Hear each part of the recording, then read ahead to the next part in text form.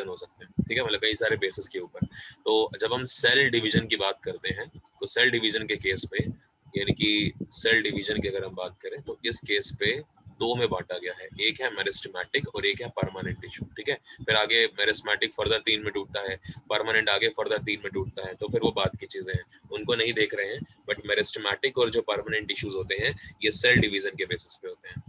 तो cell division आपका है ऑप्शन नंबर बी, टिक करिए। मतलब डिवाइडिंग कैपेसिटी बात एक ही है, ठीक है। कभी कहेंगे तो पढ़ा दूंगा कितने कितने क्या क्या होते हैं। भारतीय वनस्पति सर्वेक्षण ने किस समुदाय के सम्मान में क्या है मामित परजीवी फूलदार पौधे गलीडोविया की एक नई प्रजाति की खोज की? मुझे नहीं पता क्या आंसर।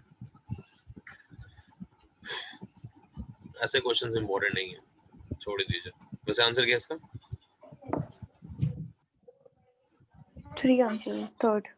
नागास, पता नागालैंड की बात हो रही है, तो नागालैंड में नागा जो जनजाति है वो होती है, तो नागास के बेसिस पे इन्होंने ये नाम रखा हुआ है, ठीक है। ये एक प्लांट का नाम है, ये नहीं आएंगे। ये क्या है? केंद्रीय गृह मंत्रालय साइबर अपराधों से निपटने के लिए किस स्थान पर एक शीर्ष समन्वय केंद्र भारतीय साइबर अपराध समन्वय केंद्र 14C की स्थापना करेगा? मत करिए, करंट का क्वेश्चन है, बेकार है। क्योंकि करंट पुराना नहीं पूछा रहेगा ना आपसे, इसलिए। हाँ, a body of mass 6 kg accelerates from 6 meter per second to 18 meter per second in 3 seconds due to the application of a force on it. Calculate the magnitude of the force. हाँ, बताना है ये।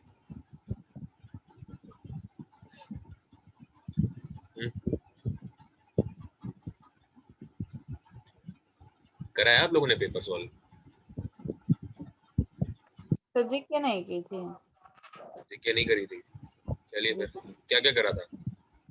Sir maths reasoning. Maths reasoning करी थी ना, चलिए ठीक है, कोई नहीं, खत्म ही हो रहा है, मैं बता देता हूँ। देखो जिसको नहीं आता एक बार देख लीजिए। बॉडी का मास बोला गया आपसे 6, दिख नहीं रहा होगा ना, बॉडी का मास बोला गया है 6 kg, ठीक है, बहुत बढ़िया। अब आपसे कह रहा है जो एक्सीलरेशन है, एक्सीलरेशन का मतलब समझते हैं, एक ही बात हो रही है ना। तो 6 मीटर पर नहीं, एक्सीलरेशन नहीं है, वेलोसिटी पता। देखिए एक्सीलरेशन की बात तो हो रही है, लेकिन 6 मीटर पर सेकंड टू 18 मीटर पर सेकंड, तो ये क्या है?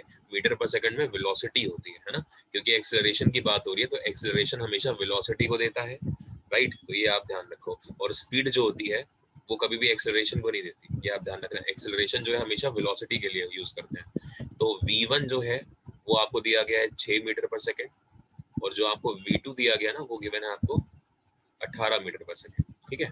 तो अब आप जरा यहाँ से डेल्टा वी निकाल लीजिए। डेल्टा वी का मतलब क्या होता है? चेंज इन वेलोसिटी, है ना। Delta V shows change in velocity, जिसको हम क्या बोलते हैं? जिसको हम एक्चुअली में एक्सेलरेशन बोलते हैं। लेकिन एक्सेलरेशन जो है change in velocity upon time होता है, ये भी आपको ध्यान रखना है। तो पहले तो आप ये समझिए कि चेंज इन वेलोसिटी कितना निकला। चेंज इन वेलोसिटी होता है आपका v2 माइनस v1। तो जब आप सॉल्व करेंगे तो आपका आंसर क्या है चेंज इन वेलोसिटी का? 12 मीटर पर सेकंड की यहाँ पर चेंज आपको देखने को मिल रही है, ठीक है भाई, बढ़िया। बस सॉल्व कर लीजिए। फोर्स इक्वल्स टू क्या होता है? m इंटू ए, है ना। फोर्स इक्वल्स होता है m इंटू ए, मास इंटू एक्सेलरेशन। लेकिन आप ये भी जानते हैं कि हमें क्वेश्चन में कहीं पे भी एक्सेलरेशन नहीं दिया गया, बट हम ये जानते हैं कि एक्सेलरेशन होता है dv अपॉन dt, या फिर आप कह लीजिए एक्सेलरेशन होता है delta v upon delta t, यानी कि change in velocity upon change in time, या फिर कह लीजिए change in velocity with respect to time, वो एक्सेलरेशन होता है। तो आप निकाल चुके हो, यहाँ पर कर लो डेल्टा v और यहाँ पर कर लो डेल्टा t, है ना। तो F equals to m, m की वैल्यू कितनी है? 6 kg गिवन है आपको। डेल्टा v आपने अभी अभी निकाला 12 है, और डेल्टा जो t है अब वो देखो क्या बोल रहा है आपको, टाइम पता है? टाइम का है ये 3 सेकंड में, तो 3 सेकंड के अंदर ये चेंज हो रहा है, तो 3 सेकंड आ गया नीचे। अब t2 माइनस t1 की वैल्यू ही आपको 3 सेकंड दी गई है, ये 3 सेकंड के अंदर ये चेंज हो रहा है ना। तो वो चीज सॉल्व कर लीजिए, आपका आंसर आ गया 24 न्यूटन, ठीक है। सी लगाओ, कर लेंगे।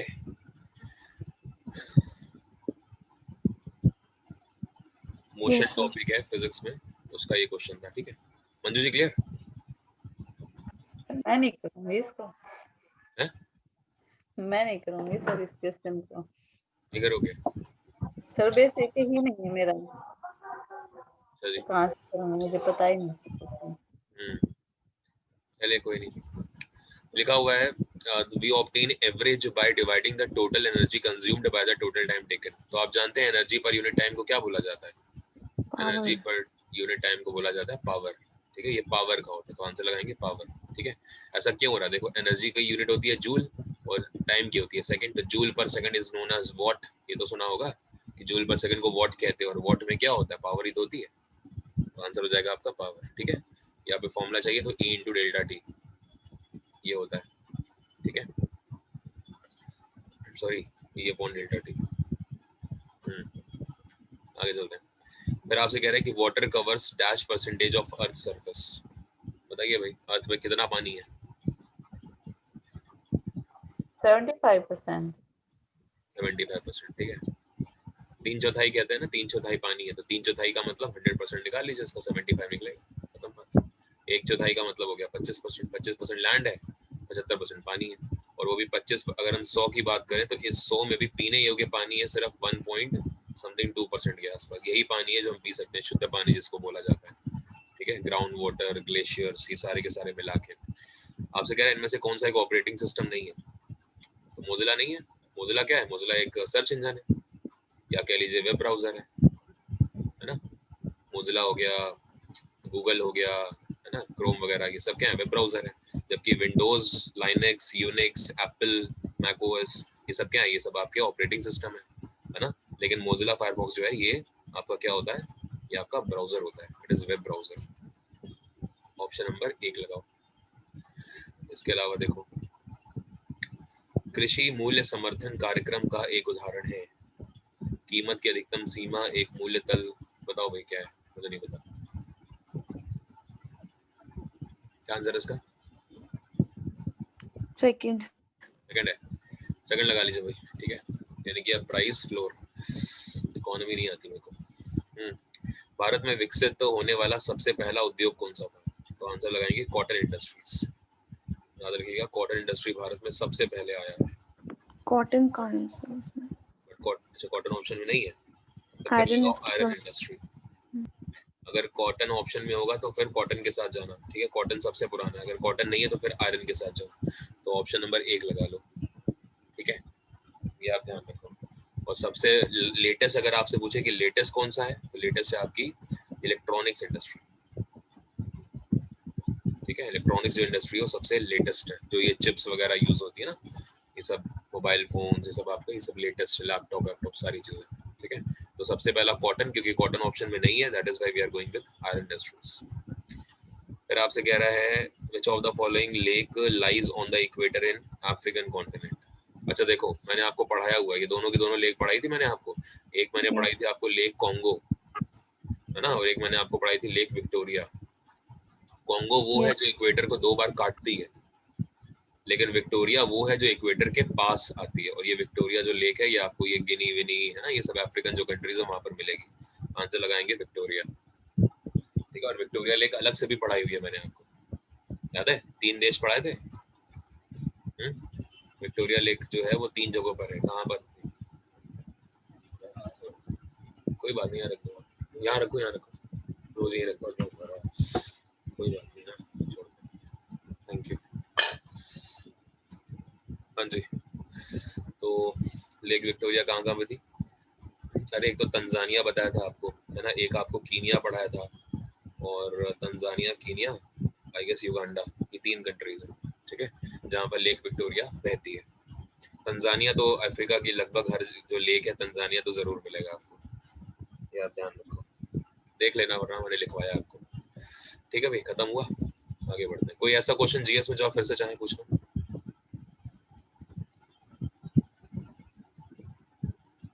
नहीं सर। आगे बढ़े, चलो। मैथ्स आ गई, बताइए 21 बताना है? नो। नहीं बताना, 22? सर आंसर गुंजन आंसर बताना 21st का 105 नहीं सॉरी इंग्लिश 21 का देखो गुंजन आंसर।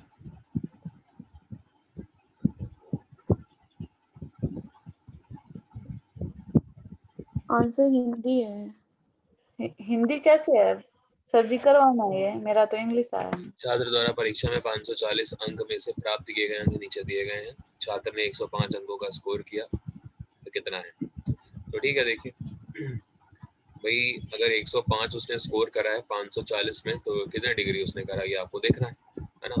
जब इसको सॉल्व करेंगे तो ये आया, किससे कटेगा ये? आई गेस 9 से तो नहीं कट रहा, 3 से कटना चाहिए ना। 3 से 18, तो ये आ गया आपका 350 अपॉन में 18। तो ये 350 अपॉन में 18 जो आप देख रहे हो, ये किस में आया है?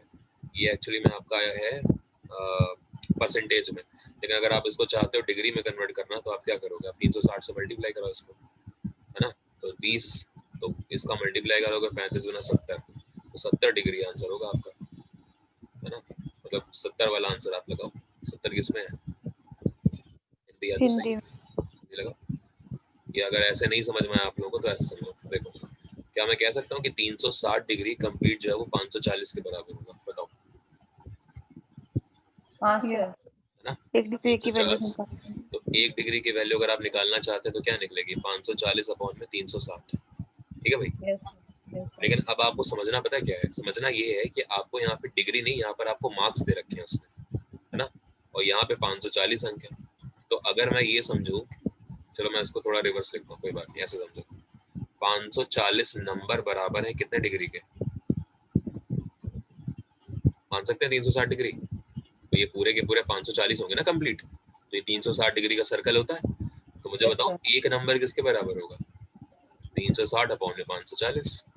और अगर आपको लेने हैं 105 नंबर, तो 105 नंबर किसके बराबर होंगे?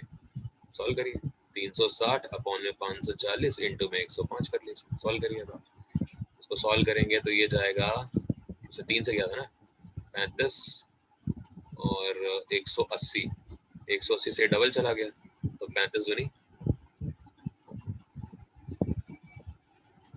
सर मैं उल्टा कर गई इसको, इसलिए गलत होगा। मैं 540 अपॉन 360 कर गई। नहीं नहीं, तो समझना पड़ेगा।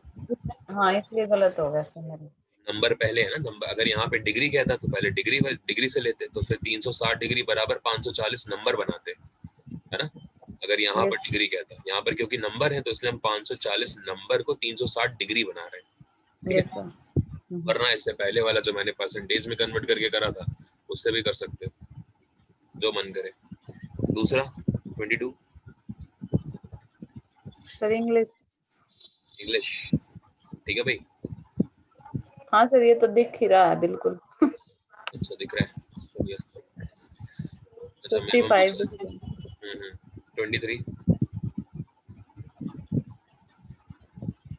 23 का क्या आंसर है? 30 है सर मेरा तो। 30 है। आंसर नहीं चेक करे क्या? 30 है आंसर इसका। 30 है, सर मैं नहीं चेक कर पाई आंसर। कोई बात नहीं। अरे बाकी लोगों ने लगाया है, पूजा जी, पूजा यादव जी, हाँ पेपर लगाया आप लोगों ने? नो सर, क्यों? टाइम नहीं लगा। पूजा यादव जी, हाँ जी सर लगाया है। क्वेश्चन कर पाई, कुछ रह गए। चलो कोई नहीं, मतलब लगाया है ना, बस पूजा जी को छोड़ के लगाए हैं आप लोगों ने। पूजा जी कोशिश करेगा कि ऐसे साथ साथ में जो क्वेश्चन चल रहे हैं वो तो आपको आई जाए, बाकी जो अगर यहाँ पे नहीं हो पाते तो उनको तो लगा लीजिएगा, ठीक है। चलिए 24 बताइए, बताना है? हाँ जी सर। देखो इस तरह के जब भी क्वेश्चंस आते हैं ना, तो बहुत यूनिक पैटर्न पे होते हैं, ठीक है। और यही पैटर्न जो होता है हमेशा फॉलो होता है। देखो आपको एक तरीका बताता हूँ, जैसे मान के चलो यहाँ पर लिखा, और ये सिर्फ स्क्वायर में, सिर्फ स्क्वायर में, ठीक है ना, मतलब स्क्वायर हो या फिर स्क्वायर रूट हो, ध्यान रखना। मान के चलो यहाँ पे लिखा है 5 का स्क्वायर, ठीक है, प्लस लिखा है मान के चलो यहाँ पे 6 का स्क्वायर, और ऐसे नीचे मान के चलो लिखा हुआ 0.5 का होल स्क्वायर प्लस 0.6 का होल स्क्वायर, और ये पूरी की पूरी वैल्यू स्क्वायर रूट के अंदर है ना, ये पूरी स्क्वायर रूट के अंदर है। तो पता है क्या हो रहा है, जरा बस सिर्फ आप ये देख लो कि चेंज क्या हो रहा है। चेंज ये हो रहा है कि यार ये जो 5 था वो 5 से क्या हो गया, 0.5 हो गया, देख रहे हो, 5 से ये 0.5 हो गया। और 0.5 होने का मतलब एक डेसिमल का डिफरेंस जो है वो क्रिएट हो रहा है। तो याद रखिएगा एक डेसिमल का जो डिफरेंस होता है वो 10 को क्रिएट करता है। अगर मान के चलो यहाँ पर ये ना लिख के ये लिखा होता नीचे 0.05 का होल स्क्वायर, है ना, या फिर मान के चलो लिखा होता 0.06 का होल स्क्वायर, तो यहाँ पर क्या है देखो, तो यहाँ पर एक 0 आ गया ना, तो ये किसको क्रिएट करेगा, ये 100 को क्रिएट करेगा, ये 100 मतलब 100 का डिफरेंस पैदा करेगा। बस आपको यही चीज ध्यान रखनी है, सॉल्व करने की जरूरत ही नहीं होती ऐसे क्वेश्चंस में। अब आप देखो 0.03 तो यहाँ पर गिवन है और नीचे 0.003 हो गया, कितने जीरो का डिफरेंस हो रहा है, या आप कह लीजिए कि एक डेसिमल ही तो पीछे गया है, बोलिए, है ना, भाई 0.03 और 0.003 इसमें क्या हो रहा है, इसमें एक डेसिमल यहाँ पे ही तो आया है, निकल गए, तो क्या आंसर होगा 10, खत्म। जब एक डेसिमल होता है तो 10 का इम्पैक्ट डालता है, 10 आपका आंसर है। कहें तो पूरा सॉल्व करके दिखाऊं।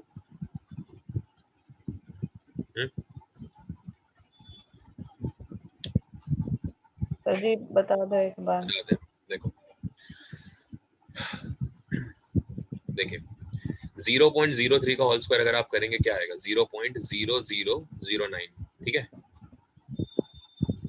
प्लस 0.21 का करेंगे तो क्या होगा 0.0441, है ना, प्लस 0.065 का करें, देखो 65 है, 65 का अगर आपको स्क्वायर लेना तो आप जानते हैं मैंने कल ट्रिक पढ़ाई थी आपको, 65 अगर तो 25 तो लिखेंगे 6 के बाद 7 आता तो 7 6 42, यानी कि 4225 बनेगा। तो अब देखो 3 है तो अब यहाँ पे बना हुआ 0.004225 ये बनेगा आपका, है ना, क्योंकि देखो 3 डिजिट है तो 3 है तो 6 बनेगी, तो 6 लिखनी है हमें, 4225 तो लिखना पड़ेगा, 6 बनाने के लिए 2 0 का मैं 2 0 लगा दीजिए। तो ऐसा करते हैं, अब देखो जैसे यहाँ पे 0.21 है तो यहाँ पे पॉइंट के आगे 2 डिजिट है ना, तो यानी कि 4 डिजिट बनेगी, 4 डिजिट, 21 का स्क्वायर 441 तो होता ही है, तो वो तो पूरा ले गया स्पेस, एक 0 और लगा दीजिए। तो इस तरह से करते हैं, ठीक है भाई। अब मान के चलो 0.03 का स्क्वायर है तो पॉइंट के बाद 03 लिखा है ना, तो 2 डिजिट है तो मतलब 4 प्लेस आएंगे, और 3 का स्क्वायर क्या होता है 9 होता है, तो 3 का स्क्वायर 9 तो आपने लिख दिया, लेकिन 3 पहले 0 लगाने पड़ेंगे। तो ये समझ में आ रहा है कि मैं कैसे लिख रहा हूँ जल्दी जल्दी? Yes sir. Yes sir. अब आप इन सबको ऐड करिए, देखिए 0.004225 ये है ना, प्लस में क्या है भाई 0.0009 है, और क्या भाई 0.0441 है, इन सबको ऐड करो तो यहाँ 2 0 यहाँ लगा लीजिए, 2 0 यहाँ लगा लीजिए। अब आप ऐड करोगे तो यहाँ 5, यहाँ 2, 9 1 10 और 2 12, कैरी आ गया 1, 4 1 5, 5 और 4 9, 4 0 0 पॉइंट, ये बना आपका। यानी कि ऊपर वाले को जब आप सॉल्व करेंगे तो ऊपर की जो वैल्यू आप देख रहे हो ना वो बन रही है 0.049225, ठीक है भाई, ये बन गया। अब आप इसको क्लियर करते हैं, देखो भाई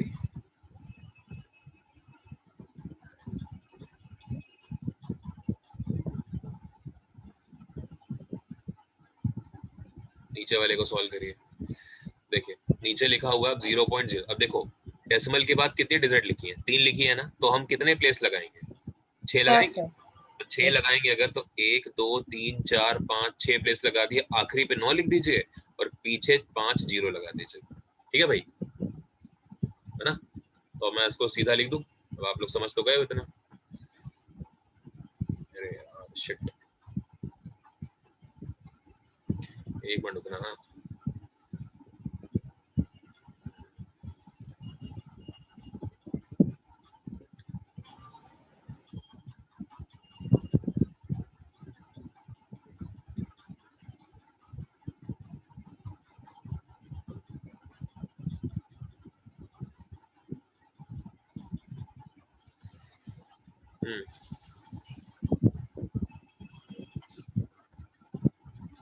देखो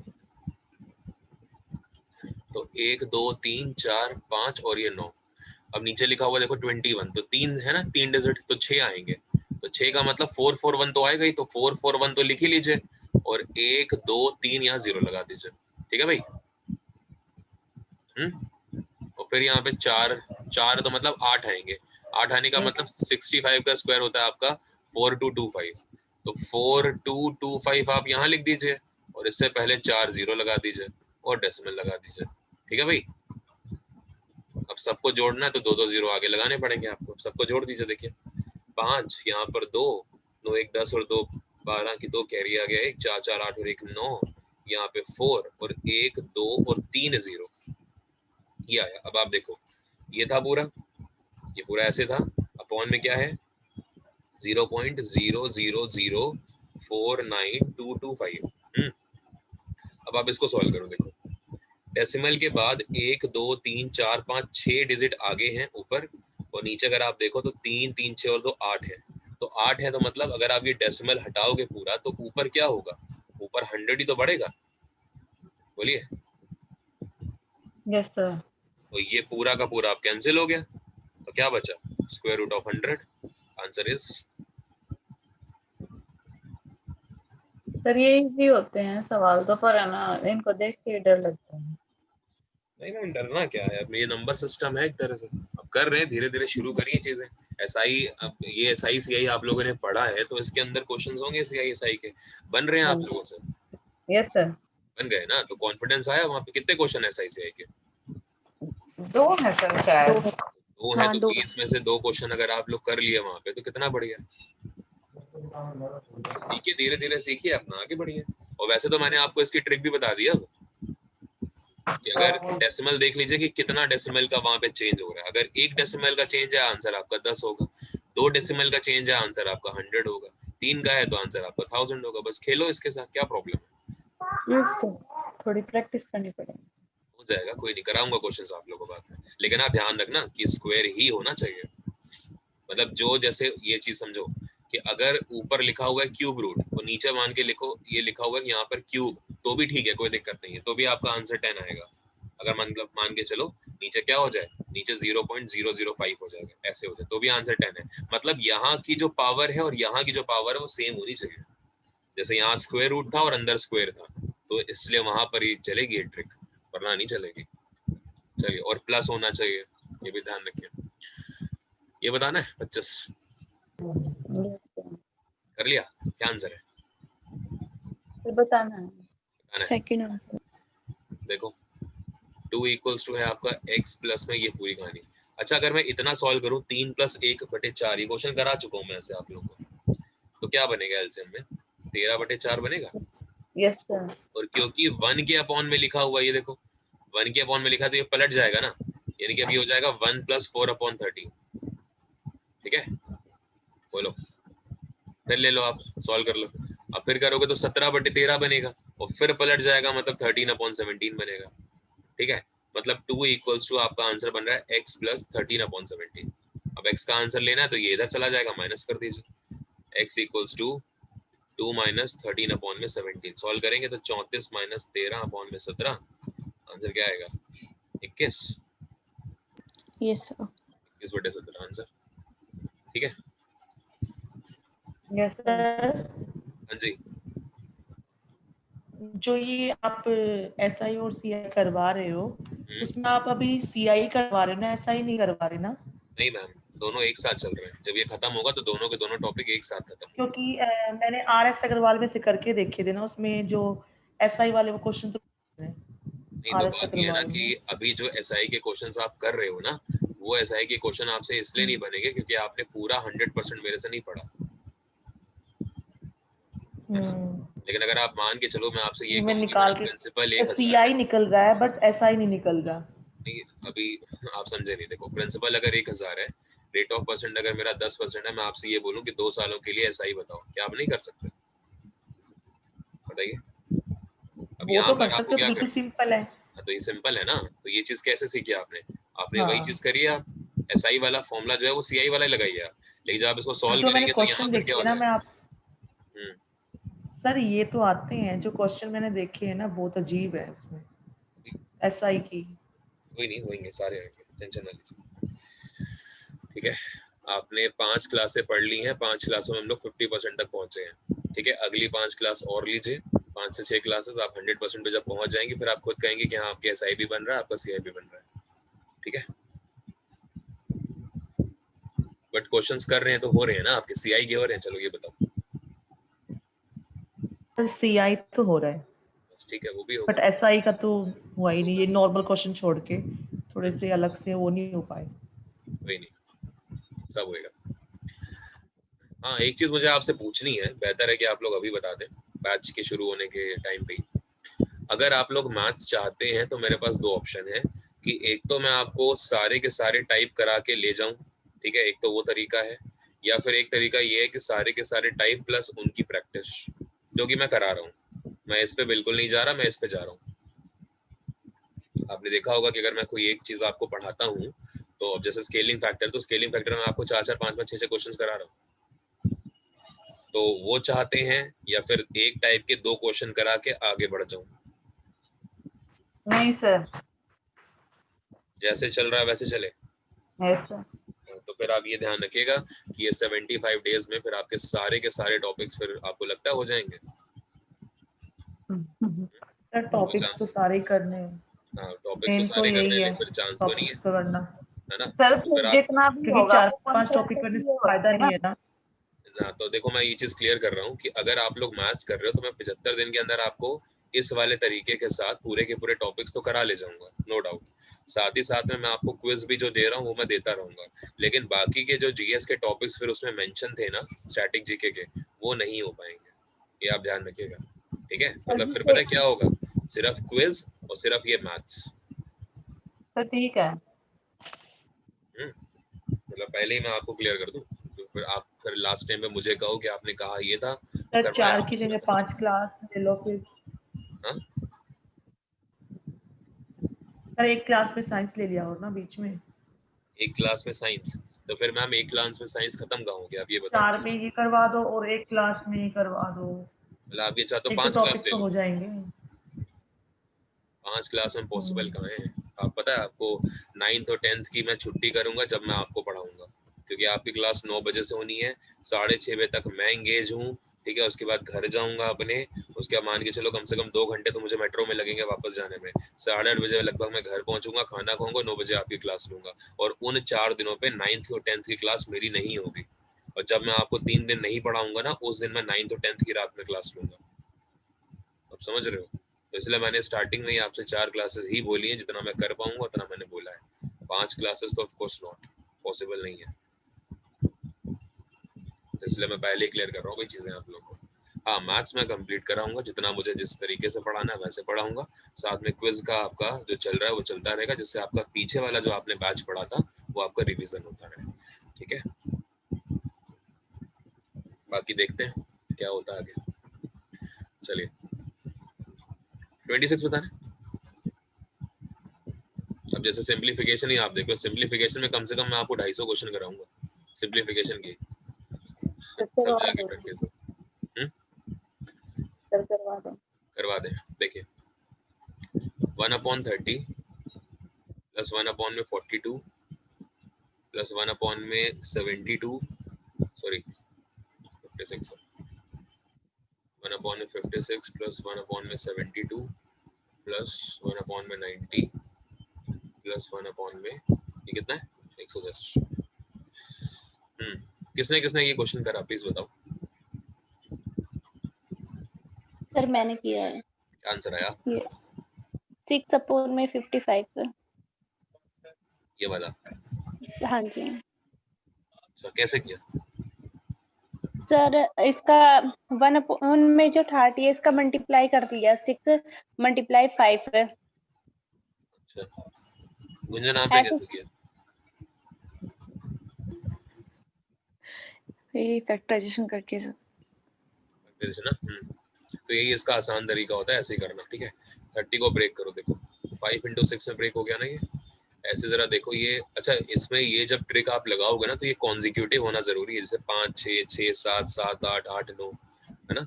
ऐसे 56 को ब्रेक करो तो ये 7 और 8 का मल्टीप्लाई है, ठीक है? 72 को ब्रेक करो, ये 8 और 9 का मल्टीप्लाई है ना? 90 को ब्रेक करो तो ये 9 और 10 का मल्टीप्लाई है। इसके बाद इसको ब्रेक करोगे तो ये 10 और 11 का मल्टीप्लाई है। अब मैं आपको एक चीज सिखाता हूँ, देखो फॉर एग्जाम्पल मेरे पास 1/6 लिखा हुआ है ना, तो मैं इसको क्या लिख सकता हूँ बताओ? 1/2 × 3 लिख सकता हूँ, ठीक है? लेकिन आपको एक चीज बतानी है कि मैथ्स कहती है कि अगर कभी भी डिनोमिनेटर में कोई ऐसी डिजिट्स आ रही हैं, ठीक है, जो मल्टीप्लाई में लिखी हो और जिनका डिफरेंस 1 हो, तो आप उसको माइनस करके लिख सकते हैं, कहने का मतलब ये पूरा डिनोमिनेटर है, आप जानते हैं नीचे वाली वैल्यू क्या होती है, डिनोमिनेटर होती है। तो मैथ्स कहती है कि ये जो डिनोमिनेटर है उसमें जो डिजिट्स लिखी हुई हैं अगर उनका डिफरेंस 1 है तो आप इनको माइनस करके लिख सकते हैं, मतलब 1/2 माइनस 1/3। ठीक है, अभी भी अगर आप इसको सॉल्व करेंगे तो वैल्यू क्या बनेगी आपकी, 1/6 ही बनेगी। एक और एग्जांपल समझिए, मान के चलिए नीचे लिखा होगा 1/17 into 18, अगर कुछ ऐसा लिखा होगा तो अब देखिए इन दोनों का डिफरेंस 1 है, तो मतलब अगर आप इसे 1/17 माइनस 1/18 लिखें तो आप लिख सकते हैं, कोई इशू नहीं। ये बात आप लोगों को समझ में आई? ठीक है, डिफरेंस 1 ही होना चाहिए, ध्यान रखें। ओके, सॉल्व करिए। अब देखो कैसे ये सॉल्व होगा। अब आप जानते हो कि भाई यहाँ पर 1/5 वही चीज हो रही है, भाई 5 और 6 लिखा है तो 5 और 6 का डिफरेंस देखो, ऊपर 1 लिखा हुआ तो हम क्या लिखेंगे इसे, हम इसे ले सकते हैं 1/5 माइनस 1/6। ठीक है, अब यहाँ 6 7 है तो क्या लिखेंगे, देखो बीच में ये प्लस का साइन है ना, तो साइन तो अब यहाँ पे प्लस का आएगा, इसे लिखो 1/6 माइनस 1/7। फिर प्लस का साइन लगाओ 1/7 माइनस 1/8, प्लस साइन लगाओ फिर से 1/8 माइनस 1/9, फिर लगाओ 1/9 माइनस का 1/10, फिर लगाओ 1/10 माइनस का 1/11। अब अगर आप ध्यान से देखें, ठीक है, तो ये वैल्यूज जो है देखो, इसको छोड़ दो बस, तो माइनस का 1/6 प्लस का 1/6, 1/7 माइनस का प्लस का माइनस का प्लस का माइनस का प्लस का माइनस का प्लस का, ये सब कैंसिल, तो क्या बचा, सिर्फ यहाँ 1/5 बचा और यहाँ पे माइनस का 1/11 बचा। सॉल्व करेंगे, नीचे 55 एलसीएम आएगा, ऊपर सॉल्व करेंगे 11 आएगा, यहाँ 6 आएगा, 6 नहीं 5 आएगा, सॉल्व करेंगे 6/55 आपका आंसर। ठीक है, 6/55 आपका आंसर। कर लेंगे ऑप्शन नंबर 4। Yes sir. गलती से भी ये मत करने लगिएगा कि 30 42 56 72 90 110 का एलसीएम लेने लगो फिर सॉल्व करने लगो, तो नहीं। ठीक है, और ये अप्रोच वहीं लगेगी जब कॉन्जिक्यूटिव आएंगे, यानी कि एक के बाद एक, अगर आपको सक्सेशन दिख रहा है क्वेश्चन के अंदर, ऐसा नहीं होगा कि अगर यहाँ पे 1/30 लिखा और यहाँ पे 1/40 लिखा है तो आप यहाँ पे ये वाला तरीका लगा दें, नहीं, गलत हो जाएगा। ठीक है, यही लगेगा, जैसे 5 6 6 7 7 8 8 9 9 10 10 11। आगे बढ़ते हैं, 27 बताना है आपको। सर 27 28 भी दोनों बताने, देखो 64 की पावर लिखी हुई है आपकी 2/3 और इनटू में 1/4 की पावर लिखी है माइनस का 2। सर -2/3 है 64 की पावर, -2/, अच्छा इसमें दिख नहीं रहा है, विजिबल नहीं है, बट -2/3 है। ठीक है, -2/3 है। ठीक है, अब अगर आप इसको सॉल्व करेंगे तो देखिए 64 को क्या लिखेंगे आप, 4 का क्यूब लिखेंगे और उसकी पावर में क्या लिखा होगा, माइनस का 2/3 लिखा होगा। ठीक है भाई, और इनटू में यहाँ जब आप सॉल्व करेंगे तो 1/2 की पूरे की पावर माइनस का 4 लिखिए, कोई दिक्कत? 1/2 का स्क्वायर करेंगे और 1/2 का स्क्वायर और ऊपर -2 है तो वो -4 हो जाएगी। ठीक है, अब आप सॉल्व करो इसको, या अगर आप इसको ऐसे नहीं करना चाहते हैं, 4 में ही रखना चाहते हैं तो 4 में ही रखे रहने दीजिए, कोई दिक्कत नहीं है। तो आप इसको 1/4 की पावर -2 ऐसे लिख लो, तब भी एक ही बात है आपकी। ठीक है, अब अगर आप इसे सॉल्व करेंगे तो देखो इस 3 से ये 3 कैंसिल हो गया, तो क्या बचा 4 की पावर -2, और जब ये ऊपर आएगा तो ये क्या है 4 की पावर +2। ठीक है, जब आप इसको सॉल्व करेंगे तो आप बताओ मुझे 4 की पावर -2 4 की पावर +2, तो 4 की पावर 0, आंसर इज 1। जानते ना, बेस सेम होता तो पावर्स ऐड होती है, तो बेस सेम है 4 और 4 तो पावर्स ऐड हो जाएंगी, मतलब -2 +2 तो कैंसिल हो गया 0, तो समथिंग पावर 0 इज 1। ठीक है, डिटरमाइंड फॉर्म होती है मैथ्स में, 7 अनडिटरमाइंड फॉर्म होती है, बट ये एक डिटरमाइंड फॉर्म है। कैलकुलस अगर आपने पढ़ी है 12th में तो 7 फॉर्म्स पूरे मैथ्स के अंदर बताई गई है जिनको कोई भी विद्वान आज तक कैलकुलेट नहीं कर पाया, तो ना ही वो होंगी क्योंकि वो इनडिटरमिनेट है। जैसे अगर मैं 1 के अपॉन में 0 कर दूं तो गलती से भी इसका आंसर 0 मत लगा के आइएगा। ठीक है ना, ये अनडिटरमाइंड फॉर्म में कभी भी नहीं आती। बहुत से लोग इसका आंसर इन्फिनिटी देते हैं, हालांकि इन्फिनिटी भी कहना गलत है, बेहतर होगा अगर आप अनडिफाइंड इसे लिखें। ठीक है, इसलिए आपने देखा होगा बहुत सारी ऐसी वैल्यूज हैं, ट्रिग्नोमेट्री अगर आपने पढ़ी है तो वहां पर लिखा रहता है। जैसे अगर मैं आपको एक एग्जांपल दूं कि sin 0 जो है वो क्या होता है, sin 0 is 0 है ना, लेकिन वहीं पर अगर आप यहाँ पर सॉल्व करो इसको, किसको, कॉट को, cot 0 को अगर आप सॉल्व करें तो cot 0 आपका इन्फिनिटी होता है। तो ये इन्फिनिटी नहीं है एक्चुअली में, ये नॉट डिफाइंड होना चाहिए, बट ठीक है कोई नहीं, चल रहा है तो चला रहे हैं। आ गया समझ में? 27 28 देखिए,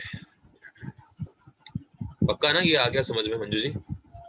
नहीं सर, नहीं आया, देखो 25 आ गया, 26 आ गया, 24 आ गया, पर ये नहीं।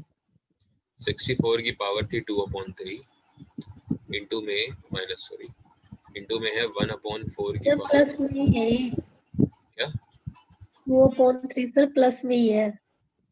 प्लस में है? यस सर, नहीं सर माइनस में है। मैंने अभी देखा है, मेरे लगा ही नहीं है माइनस कहीं। हाँ इसमें विजिबल नहीं है, लगा हुआ है माइनस, नहीं विजिबल है, दिख रहा है माइनस, दिख रहा है यार दिख रहा माइनस है, अदरवाइज आंसर नहीं आएगा अगर ये माइनस देखो नहीं देख रहे होगा। हो, ये माइनस दिख यहाँ पे रहा लगा है। हुआ है हल्का, हाँ है दिख रहा है। माइनस है, ठीक है माइनस है। चलो देखो 64 को आप लिख सकते हैं 4 का क्यूब, ठीक है भाई, तो 4 के क्यूब की पावर है माइनस का 2/3। देखो जब भी कभी लिखा होता है ना कि x की पावर है a और उसकी पावर है b, तो आंसर क्या होता है x की पावर ab, मल्टीप्लाई कर देते हैं, ठीक है।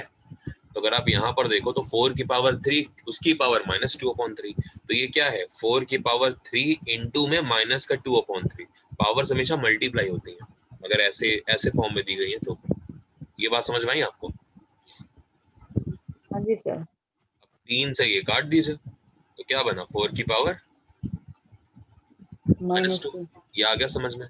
यहाँ देखिए इंटू में जो चल रहा है 1/4 की पावर -2 है, तो इसमें हम क्या कर सकते हैं, अगर हम पावर कभी ब्रेक करना चाहें तो 1 का स्क्वायर और 4 का स्क्वायर कर सकते हैं, मतलब ये पावर हम इसको ऐसे लिख सकते हैं 1 की पावर -2 और 4 की पावर -2, अलग अलग कर ली पावर हमने, है ना भाई। अगर कभी a² / b² लिखा है तो क्या मैं इसे a/b का होल स्क्वायर लिख दूं कंबाइन, तो क्या दिक्कत है? कोई दिक्कत नहीं है, वैसे ही लिखा हुआ था यहाँ पे, मैंने इसको अलग अलग ब्रेक कर लिया, ठीक है। अब आप देखो a की पावर अगर -2 है तो भी वो एक ही तो होता है ना, लेकिन नीचे 4 की पावर -2 हो जाएगी, ओके। फिर वही चीज देखो, ये वाली बात लिखी हुई है। अब अगर आप देखें ध्यान से 4 की पावर -2 से 4 की पावर -2 काट नहीं सकते, क्या बचा? एक बचा। अगर ऐसे करना है ऐसे कर लो, ये नहीं करना तो ये कर लीजिए। 4 की पावर -2 है, ये 4 की पावर -2 ऊपर ले आइए तो 4 की पावर क्या बन जाएगी +2, एक्सपोनेंट्स, एक्सपोनेंट फॉर्म है ना, एक्सपोनेंशियल फॉर्म होती है ये, ठीक है। तो ये एक्सपोनेंट्स जो होते हैं जब आप इसको लेके जाओगे तो ये ऊपर ऐसे आ जाएगा प्लस, नीचे माइनस में है ऊपर आके प्लस हो जाएगा। अब बेस सेम है दोनों के तो पावर्स ऐड हो जाएंगी, तो 4 की पावर -2 + 2, 4 की पावर 0, समथिंग पावर 0 इज 1, आप चाहें तो ऐसे कर लें। किसी नंबर की पावर अगर 0 होती है तो वो हमेशा 1 होता है, ठीक है। कभी अगर मन होगा पूछने का कि ऐसा क्यों होता है, किसी की पावर 0 जो है 1 है, क्यों होती है 1, तो फिर उस पर भी बात करेंगे, ठीक है। बहुत अच्छा तरीका होता है इसका, करेंगे कभी। चलिए, पहले जब मैं मैथ्स करता था ना खुद, तो मैं बहुत ज्यादा मतलब तिगड़म करता रहता था बैठ के कि ये चीज क्यों हुई है, वो चीज क्यों हुई है, उसके पीछे रीजन। चले क्या, कोई नहीं। हाँ ये हो गया 28, बताओ, बताना है ना आप लोग को। वैसे 28 यार मैंने आप लोग को करवाया हुआ है ऐसे क्वेश्चंस, तो याद रखो ऐसे क्वेश्चंस आते हैं।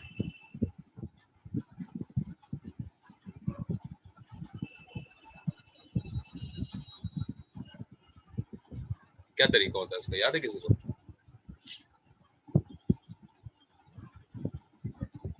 सर एलसीएम लेते हैं। एलसीएम लेते हैं ना, पावर्स का एलसीएम लेते हैं। जब स्क्वायर रूट है तो कुछ नहीं है, तो स्क्वायर रूट में क्या माना जाता है, 2 माना जाता है। अब आप सबके पावर देखिए, ऊपर की पावर 2 है, फिर 3 है, फिर 4 है और फिर 3 है, सबका एलसीएम लीजिए पावर्स का। तो पावर्स का जब आप एलसीएम लेंगे तो 2 से काटेंगे तो यहाँ 3, यहाँ पर 2, यहाँ पर 3, फिर आप 2 से सॉल्व करेंगे 1 3 1 3, फिर आप 3 से सॉल्व करेंगे तो 1 1 1 1, ये हो गया। यानी कि एलसीएम क्या निकला 12, तो इनका एलसीएम आ रहा है 12। तो अब आपको 12 के साथ खेलना है। देखो 12 के साथ कैसे खेलेंगे वो समझो। आप लोग क्या करें, ये पूरा का पूरा ऐसे लगा दें, 4 है ना तो 4 के 4 ऐसे लगा दें। अब आपका काम ये होना चाहिए कि अंदर की जो डिजिट्स हैं वो भी वैसे की वैसे लिख दें, 2 3 5 और 2।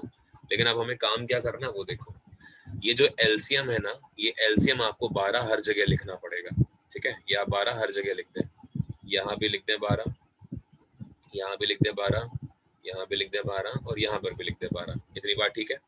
एलसीएम हमेशा बाहर लिख दिया जाता है पावर की जगह। लेकिन इस 2 से जब इस 12 को कैंसिल करेंगे 6 आएगा, तो वो 6 आपको यहाँ लिखना पड़ेगा। इस 3 से जब आप इस 12 को कैंसिल करेंगे 4 आएगा, आपको यहाँ लिखना पड़ेगा। इस 4 से 12 को कैंसिल करेंगे 3 आएगा, आपको यहाँ लिखना होगा। और इस 3 से 12 को कैंसिल करेंगे 4 आएगा, आपको यहाँ लिखना पड़ेगा। अब आप जरा देखिए, क्या सबकी पावर 12 आपने बना ली है कि नहीं बना ली है ना? जब सबकी पावर 12 आपने बना ली है तो आप बड़े आराम से इसको सॉल्व कर सकते हैं। देखिए 2 की पावर 6 कितनी होती है? 64। तो पहले में तो आंसर जो है वो 64 का cube root, sorry 12 times power बन रही है ना, रेसिप्रोकल पावर जिसको बोलते हैं। अगले में क्या बन रहा है? 3 की पावर 4। 3 की पावर 4 कितनी होती है? 81 होती है। अगला है 5 की क्यूब। 5 की क्यूब होती है 125, ठीक है। और 2 की पावर 4 होती है आपकी 16। अब आप मुझे बताइए इन चारों में सबसे बड़ा कौन है? 125 है ना, तो 125 वाली वैल्यू सबसे बड़ी है, ठीक है। और वो वैल्यू में कितनी है? 4√5 है। तो आंसर होगा आपका 4√5। सर ये हमने लास्ट वाले में 2 की पावर 4 क्यों लिखा है? लास्ट वाले में 2 60 आएगा ना? ये 3 है ना, नहीं, अच्छा, नीचे तो नीचे 3 से काटेंगे हाँ? तो 4 आएगा ना, तो 2 की पावर 4 ही तो लिखेंगे। ओके ओके ठीक है, थैंक यू। तो इस 3 से काटेंगे तो 4 आएगा। आया समझ में? या एक क्वेश्चन और कराऊं? फिर आ गया। आ गया सर। आ गया। चलिए याद रखिए, फिर जो क्वेश्चन एक बार हो जाए ना, कोशिश करिए उनको अपने थोड़ा दिमाग में रखें, और ऐसे क्वेश्चन अगर आए तो फिर कर पाए, ठीक है। चलो एक काम करो, एक क्वेश्चन आप लोग बताओ। चलो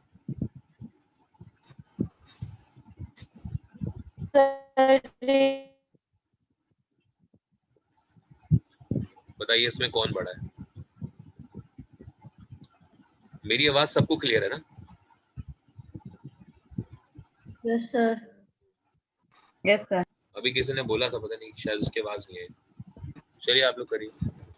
तो मेरी आवाज आ रही है? हाँ जी अब आ रही है, बोलिए। हेलो हाँ हाँ आ रही है। सर, मेरा नेटवर्क इशू हो रहा है सर, ये रिपीट कर दीजिए एक बार। सर 5 वाला बड़ा है। देखो श्वेता जी, यहाँ पे समझने की कोशिश करो आप, ठीक है। सर अभी स्क्रीन नहीं प्रेजेंट शो हो रही मुझे, मेरा तो नेट नेटवर्क का वाली इशू है सर आज। फिर तो मैं समझा भी नहीं पाऊंगा। अभी है सर, अभी है? अभी आ रही है। चलो यहाँ वाला देखो। हाँ जी। यहाँ पर पावर कितनी है? 4 है ना। रिवर्स पावर की बात होगी, रेसिप्रोकल पावर जिसको बोलते हैं हम लोग, ठीक है। तो ये 4 और 5 है, तो इनका एलसीएम क्या होगा? 20 ऑफ कोर्स। तो ये जो 20 है ना, आप उसको 20 बना लीजिए हर जगह। यहाँ पर भी 20 बना लीजिए और यहाँ पर भी 20 बना लीजिए। अंदर की जो वैल्यूज है वो भी लिख दीजिए। 5 और यहाँ पर 4 है तो वो भी लिख दीजिए। अब हमें करना क्या होता है? हमें ये करना होता है कि ये जो 4 है ना, इस 4 से हमें इस 20 को कैंसिल करना है। कितनी बार गया? 5 बार। तो वो 5 लिख दीजिए यहाँ पर पावर बना के।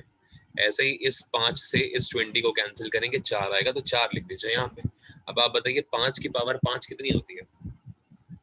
3125 3125 होती है। तो 3125 ये बन गई है ना, 20। और 4 की पावर 4 कितनी होती है? 256 256, ठीक है। और इसकी पावर हो गई यहाँ पे 20 अभी भी। अब आप बताइए कौन बड़ा है? ये तो बड़ा है, तो यानी कि ये बड़ा है, ग्रेटर लगा दीजिए, खत्म। ऐसे ही हमने सब में किया था, ठीक है। Yes sir. हाँ जी सर, करके थैंक देखिएगा, यू अगर सर। कोई डाउट है तो फिर पूछ लीजिएगा बाद में। हाँ चलिए जी सर। आगे बढ़ते हैं।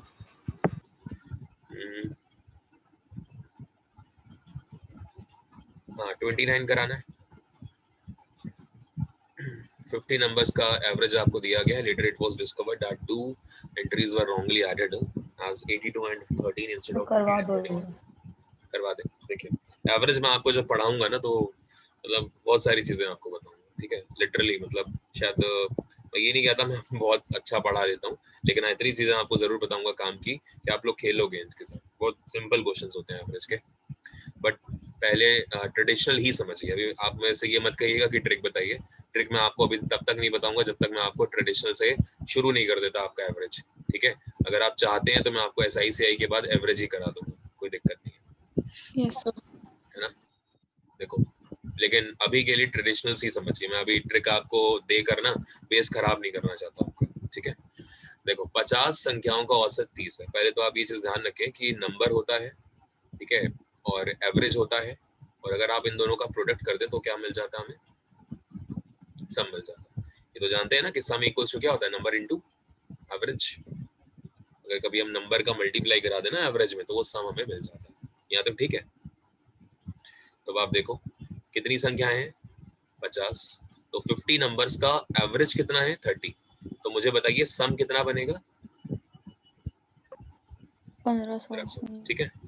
अब आपसे कहता है कि बाद में ये पता चला कि दो मानों को, मतलब दो संख्याओं को जो 28 और 31 थे उनके स्थान पर 82 और 13 अंकित किया गया।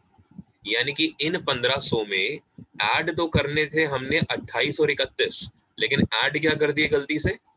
82 और 13। ये बात समझ में आ रही है? तो भाई जब गलती करी है तो फिर गलती को सुधारिए। यानी कि जो 1500 हैं आपने इसमें ऐड कर दिए थे 82 और 13, तो इसमें से निकालिए। तो 82 भी निकालिए इसमें से, और इसमें से 13 भी निकालिए। ठीक है, तो जरा बताइए क्या बना। यानी कि इन शॉर्ट मैं कह सकता हूँ मुझे 1500 में से क्या निकालना है? 95 निकालना है। बोलिए तो फाइनली क्या बनेगा? सॉल्व करिए इसको। 10 में से 5 माइनस करेंगे, 5 बचेंगे, 9 में से 9 गए 0, 1405। तो यहाँ पर आ गया आपका 1405। ये बनेगा। लेकिन 1405 तो ठीक है चलो, लेकिन जो मैंने ऐड नहीं करे मुझे वो ऐड कराने हैं। यानी कि इसमें आप 28 और 31 को ऐड भी तो करेंगे। यानी कि कहने का मतलब 59 को ऐड भी तो किया जाएगा। तो अब आप इसमें 59 को ऐड भी कर दीजिए। यानी कि वही 28 और 31 जोड़ के मैंने एक साथ बोल दिया। तो आंसर क्या हो जाएगा यहाँ से आपका? 1464। Yes sir. 1464 तो ये है एक्चुअली में। और ये 1464 एक्चुअली में क्या बना हुआ है बताइए? ये सम ही तो है नया वाला, लेकिन आपसे डिमांड करता है कि एवरेज बताइए। तो एवरेज अगर आप निकालना चाहते हैं तो अभी भी देखो दो संख्याओं का, यानी कि दो नंबर्स ने डिफरेंस क्रिएट करा, तो हमने जब दो डिजिट्स को निकाल दिया, ये दो डिजिट्स जब हमने निकाल दी तो फिर हमने दो डिजिट्स ऐड भी तो करी है, जिसमें हमने ये 31 और 28 जोड़ा था। तो मतलब इन शॉर्ट टोटल नंबर्स में कोई भी चेंज नहीं आता है। मतलब 1464 का अगर आप एवरेज निकालना चाहते हैं 50 नंबर पे, तो 50 से डिवाइड करा दीजिए, कर लीजिए सॉल्व। 2 9 2 8 29.28 आंसर। समझ में आया? तो ये यहाँ से बताना 1464 के बाद क्या किया आपने? तो एक सिंपल क्वेश्चन देता हूँ आपको, सुनो। 10 संख्याएं हैं, यानी कि 10 नंबर है मेरे पास। इन 10 संख्याओं का जो एवरेज है ना, वो आपको कहा गया कि वो 100 है। 10 संख्याओं का एवरेज कितना है? 100 भी ज्यादा ही हो जाएगा, 15 कर लो। 10 संख्याओं का जो एवरेज है वो 15, ये 15 आपका एवरेज है। आपसे कहता है कि अगर एक संख्या है जिसका नाम है 20, ठीक है, 20 जोड़ना था लेकिन गलती से जोड़ क्या दिया? 30 जोड़ दिया। तो बताइए नया एवरेज क्या होगा? जोड़ना तो चाहिए था हमें ये, लेकिन जोड़ दिया हमने 30। आपसे पूछ रहा नया एवरेज बताइए, कैसे निकालेंगे? 49। सर 49 है ना? देखो आपको ये चीज पता है कि सम इक्वल्स टू क्या होता है? Number into average. ये बात अगर आप जानते हैं तो इसी से हमें खेलना है पूरे क्वेश्चंस में। अब आप देखो जो नया सम है वो क्या निकलेगा, मतलब पहले वाला सम क्या निकलेगा? 10 संख्याओं का 15 है तो यानी कि 150 आएगा। ठीक है भाई, 150 आएगा। लेकिन अब आप इस 150 में देखिए हुआ क्या, जोड़ना चाहिए था 20 लेकिन गलती से जोड़ कितना दिया था? 30। तो जो आपने जोड़ दिया 30, अब आप उस 30 को पहले निकालिए। तो निकालेंगे तो क्या बनेगा? 120। अब 120 तो बन गया, लेकिन अब आप ये नया वाला 20 जोड़ेंगे भी तो जो जोड़ना चाहिए था, तो क्या आया? 140 आया। और जब आप इस 140 पे एवरेज निकालेंगे, ये तो सम है ना, ये नया वाला सम आया। जब आप एवरेज निकालना चाहते हैं तो एवरेज निकालने के लिए नंबर को डिवाइड करना पड़ेगा सम से, तो करा दीजिए।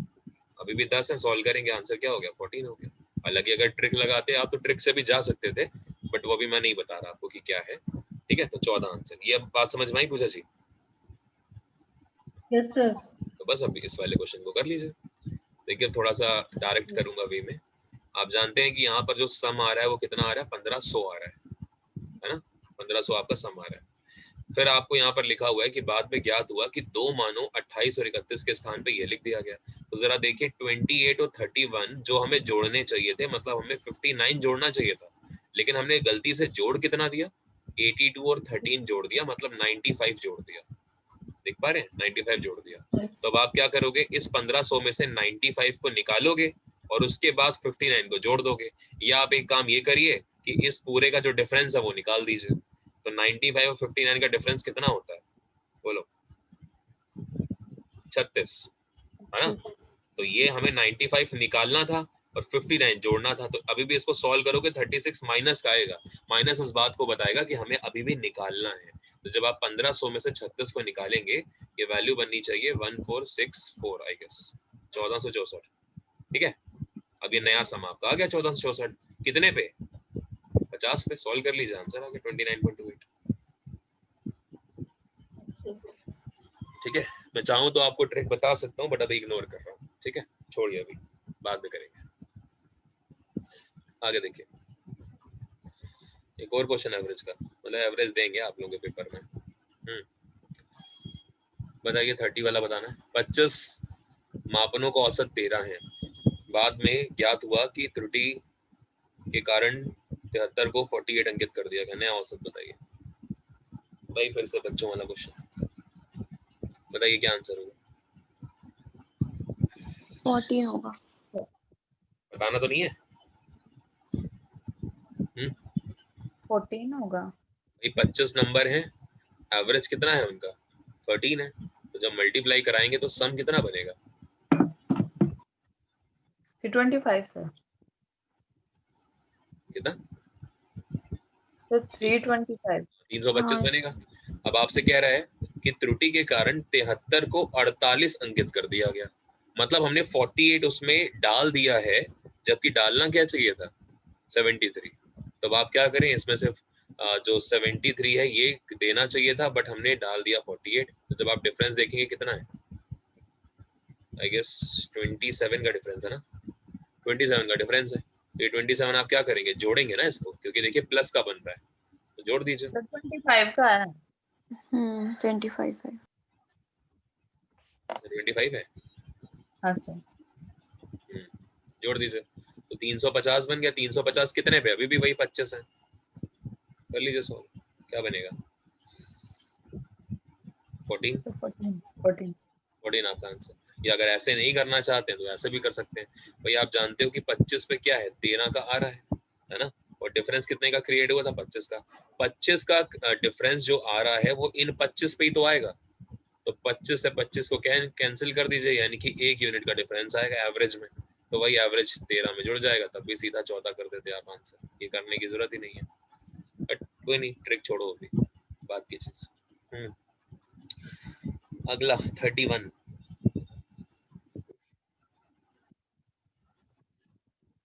कर लेंगे 31, 32 नहीं सर जी, 31 बताना है। Yes sir. Yes sir. एक निश्चित समय में एक लड़का धारा के प्रतिकूल जितनी दूरी तय करता है, उसकी 2 गुनी दूरी धारा की दिशा में तय करता है। यदि धारा की गति 8 किलोमीटर प्रति घंटा है तो शांत जल में लड़के की गति क्या होगी? ठीक है, 3 किलोमीटर से। देखो हमारे यहाँ रावण जल रहा है आज, लगता है रोज कोई ना कोई जलाते ही रहता है। रावण भी सोचता होगा कितना जलाते हैं मेरे को। देखो मान के चलो कि कोई डिस्टेंस है x यूनिट की, ठीक है ना, डिस्टेंस है x किलोमीटर की। तो अगर ये x किलोमीटर की डिस्टेंस चली जाती है किससे, या एक काम करो, x मतलब d ले लो, d यूनिट की, d यूनिट भी क्यों, d मीटर लो, d किलोमीटर मतलब d किलोमीटर की डिस्टेंस है। तो अगर ये d किलोमीटर की डिस्टेंस धारा की दिशा के साथ जाता है और धारा की दिशा के विपरीत जाता है। क्वेश्चन पढ़ो। एक निश्चित समय में एक लड़का धारा की प्रतिकूल जितनी दूरी तय करता है, तो मैंने मान लिया कि धारा के प्रतिकूल d दूरी तय करता है। तो ऐसे में अगर ये करता है तो x माइनस वाई से जाएगा। रिलेटिव स्पीड क्या हो जाएगी, x माइनस वाई, क्योंकि x स्पीड तो उसकी खुद की है और y जो स्पीड है वो धारा की है। लेकिन जो स्ट्रीम है ना, जो जल की धारा है, वो उल्टी बह रही है। तो जब उल्टी बह रही है तो रिलेटिव स्पीड हमेशा x माइनस वाई होती है, जिसको एक्चुअली में आप क्या बोलते हो, अप स्ट्रीम।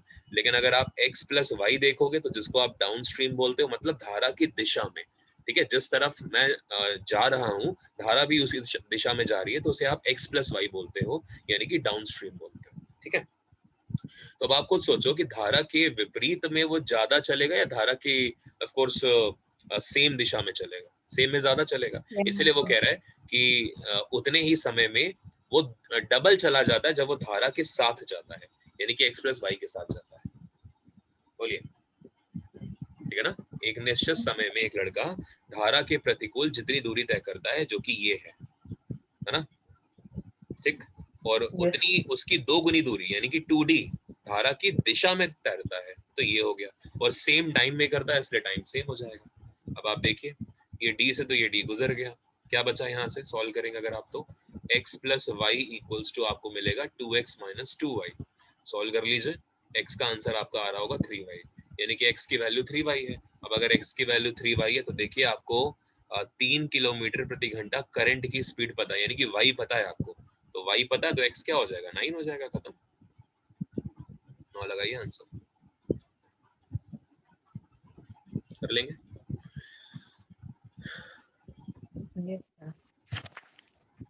ये वही है speed, time, speed and distance. ये क्वेश्चन मुझे याद है जब हम लोग ने चीजें शुरू करी थी ना, आपका वो पहला वाला बैच, तो शायद दिलीप सर ने यही टॉपिक शुरू किया था, time, speed and distance, speed, time and distance. तो उसमें ये सारे क्वेश्चंस बनते हैं फिर लास्ट में जाके। सर बोर्ड स्ट्रीम का तो अलग है ना? नहीं, बोट एंड स्ट्रीम अलग है, लेकिन सॉल्व तो टीएसडी से ही होता है ना। हाँ सर। बेसिक तो वही है ना, टीएसडी तो है बेसिक। जी सर। वो तो उन्होंने कंप्लीट करा ही नहीं ना, क्योंकि फिर छूटी गई बीच में क्लासेस, तो इसलिए, वरना कंप्लीट करते तो शायद बोट एंड स्ट्रीम, मैं तो बोट एंड स्ट्रीम तभी पढ़ाता हूँ जब मैं वो चीज पढ़ा लेता हूँ। आगे, हाँ भाई, फेवरेट क्वेश्चन है आपका सीआई हो गया, कर लेंगे।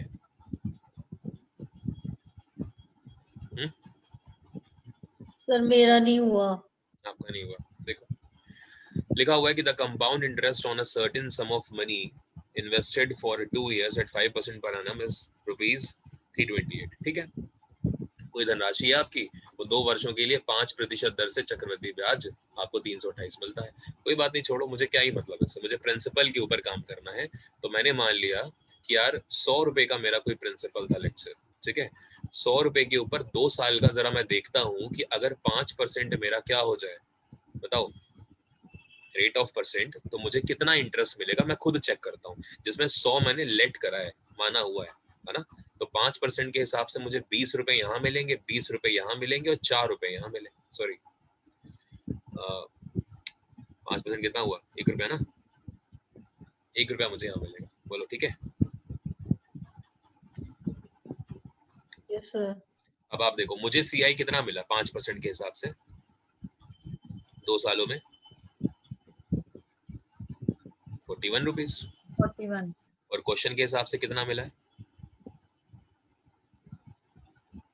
328 रुपए, यानी कि 41 बराबर हो गया 328 के, तो 1 बराबर कितने के हो गया, 8 के। तो प्रिंसिपल क्या माना आपने, 100 बराबर 800 रुपए। लेकिन प्रिंसिपल तो क्वेश्चन पूछा ही नहीं गया, तो अगर आप चाहो तो आप ये मत करो, कोई बात नहीं, छोड़ दो उसको, है ना, क्योंकि प्रिंसिपल आपसे नहीं पूछा। उसने क्या पूछा, समान अवधि के लिए साधारण ब्याज कितना हुआ, तो बताइए साधारण ब्याज कितना है आपका, 40। तो 1 की यूनिट आ जाएगी, 40 की निकाल लीजिए, 320 आंसर खत्म। ये लगा, सिंपल इंटरेस्ट पूछा ना उसने, तो सिंपल इंटरेस्ट आपका ये हो गया। मान के चलो आपसे पूछता कि टोटल सीआई कितना है, तो वो तो आपको क्वेश्चन में खुद ही दिया हुआ है। अगर वो आपसे पूछता कि सीआई और एसआई का डिफरेंस कितना है, तो डिफरेंस मेरे हिसाब से कितना है, 1 यूनिट, और 1 यूनिट की वैल्यू कितनी है रुपीज में, 8, तो आंसर आपका 8 हो जाता। या अगर वैसे नहीं करना तो 328 में से 320 को माइनस करोगे तो तब भी तो 8 ही आएगा, ऐसे कर लो। आपको प्रिंसिपल निकालना है, तो प्रिंसिपल की वैल्यू कितनी है, 100 रुपए, तो यानी कि 100 की वैल्यू क्या बन जाएगी, 800 रुपए, आपका आंसर 800 हो जाएगा। आपको मान के चलो अमाउंट निकालना है कि अमाउंट कितना है, तो अमाउंट है आपका 141 रुपए, तो आप 141 की वैल्यू निकाल लीजिए, 141 की वैल्यू निकालेंगे तो इनटू में 8 कर दीजिए 141 में, ये आपका आंसर हो गया। नहीं 1128, ठीक है, बोलिए आगे चले, आ गया ना समझ में? यस तो कर दो। यस सर, पूजा जी यस सर आ गया। ऐसे क्वेश्चन करेंगे अभी बाद में। अगला भी सीआई है आपका, बताइए, बताना है? 32 नो सर, निकल कर लिया। लिया, चलिए ठीक है। 34, एक आयत का परिमाप 160 है, उसकी दो भुजाओं का अंतर 48 है, तो वर्ग की भुजा ज्ञात करिए यदि क्षेत्रफल आयत के बराबर है। कराऊं? Yes sir. देखो यस सर, ये आपको दिया हुआ है आयत एक, है ना? इस आयत का परिमाप हमें पता है, तो परिमाप क्या होता है, पेरीमीटर क्या होता है, 2 टाइम्स l प्लस b, ये तो पता होगा ना भाई। ये l, ये l, ये b और ये b। आपने इस पॉइंट से चलना शुरू करा तो आपने पहले क्या कवर किया, l, फिर b यानी कि l प्लस b हो गया, फिर l यानी कि 2l प्लस b हो गया, और फिर b यानी कि 2l प्लस 2b हो गया, यानी कि 2 टाइम्स l प्लस b हो गया। ये परिमाप है। परिमाप का मतलब क्या हो गया, जो आउटर पेरीफेरी का मूवमेंट होता है, that is known as your परिमाप। पेरीमीटर, सर्कल के केस में उसी को सर्कमफेरेंस कह देते हैं। बट जब मेंसुरेशन की बात करी जाती है, जिसमें हम लोग लेंथ वाली पिक्चर्स की बात करते हैं या फिगर्स की बात करते हैं, तो उसमें पेरीमीटर का वर्ड का यूज करा जाता है। बस यही फर्क होता है पेरीमीटर और सर्कमफेरेंस में, ठीक है। अब आप देखो 2 टाइम्स l प्लस b की जो वैल्यू है वो आपको 160 दे रहा है। वो ये क्वेश्चन ने खुद बोला कि परिमाप इतना है, तो जरा बताइए l प्लस b की वैल्यू क्या निकलेगी, 80। ये बात ठीक है, यानी कि लेंथ प्लस ब्रेथ जो आपकी वो 80 निकलेगी। और आपसे कहता है यदि उसकी दो भुजाओं का अंतर 48 मीटर है, यानी कि l माइनस b जो है वो आपको 48 दे रहा है। बस खत्म बात। जब आपको x प्लस वाई और x माइनस वाई की इक्वेशन मिलती है, और अगर आप x निकालना चाहते हैं, मतलब l निकालना चाहते हैं, तो दोनों को जोड़ के आधा कर दीजिए, यानी कि 80 प्लस 48 128, उसका आधा यानी कि 64, वो आपका आंसर। और अगर आप y निकालना चाहते हैं, मतलब b निकालना चाहते हैं, तो इन्हीं दोनों को माइनस करके आधा कर दीजिए, यानी कि 80 माइनस 48, इन शॉर्ट आंसर हुआ आपका 32, और 32 का आधा कर देंगे तो 16। तो ये आपका आंसर हो गया, मतलब l और b का। यहां तक बताओ पहले क्लियर है? लेकिन ये तभी करिएगा जब इन दोनों के कोफिशिएंट 1 हो, ये ध्यान रखिएगा, ये सब 1 होने चाहिए। ये नहीं कि वहां पे कहीं पे कोफिशिएंट डिफरेंट है और आप यही काम करके चले आए, नहीं, गलत हो जाएगा फिर आपको वही साइन चेंज करने वाला जो मेथड होता है ना, उससे सॉल्व करते हैं लीनियर इक्वेशंस को, ठीक है। 2D फिगर हमेशा लीनियर इक्वेशन से सॉल्व होते हैं, याद है, ठीक है। अब आप देखो, आपसे कह रहा है कि भाई एरिया बराबर है, तो अगर एरिया बराबर है तो रेक्टेंगल का एरिया क्या होगा, लेंथ इनटू ब्रेथ। भाई एल बी बराबर क्या होगा, ए स्क्वायर ही होगा ना, क्योंकि दोनों का एरिया बराबर बोला गया है, तो बराबर ए स्क्वायर। तो जब आप ए निकालना चाहेंगे तो क्या हो जाएगा, 64 इंटू में 16, मल्टीप्लाई ना करने लगना, मल्टीप्लाई करोगे फिर स्क्वायर रूट लोगे, क्या ही मतलब। 64 को सॉल्व करोगे तो 8 निकलेगा, 16 को सॉल्व करोगे तो 4 निकलेगा, मतलब साइड क्या निकल आई, 32। ए का आंसर 32 है, ठीक है। अब इसे मैं आपसे ऐड ऑन करके क्या पूछ सकता था कि बताओ स्क्वायर का पेरीमीटर कितना है, तो स्क्वायर का पेरीमीटर आप जानते हैं 4a होता है। a की वैल्यू 32 है, तो 4a की वैल्यू कितनी हो जाएगी, 108, खत्म, सॉरी 128, खत्म, ठीक है। रब करूं, बोलो। आसान क्वेश्चन है मेंसुरेशन के। कौन सी संख्या 100 के 90% से 40% कम होगी?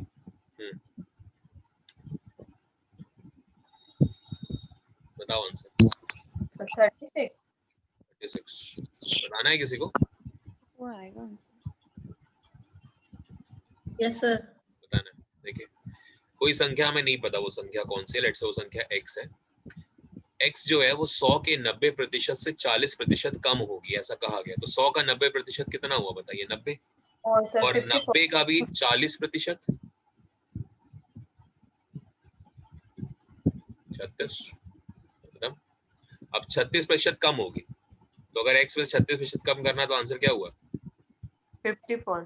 54, ठीक है ना, क्योंकि कम होगी तो संख्या की बात हो रही है ना, तो संख्या जो है वो 54 है, तो तो 54 जो है वो 100 के 90% के 40% जो है वो कम है, तो मतलब 36 कम है, तो संख्या क्या है 54 एक्चुअली,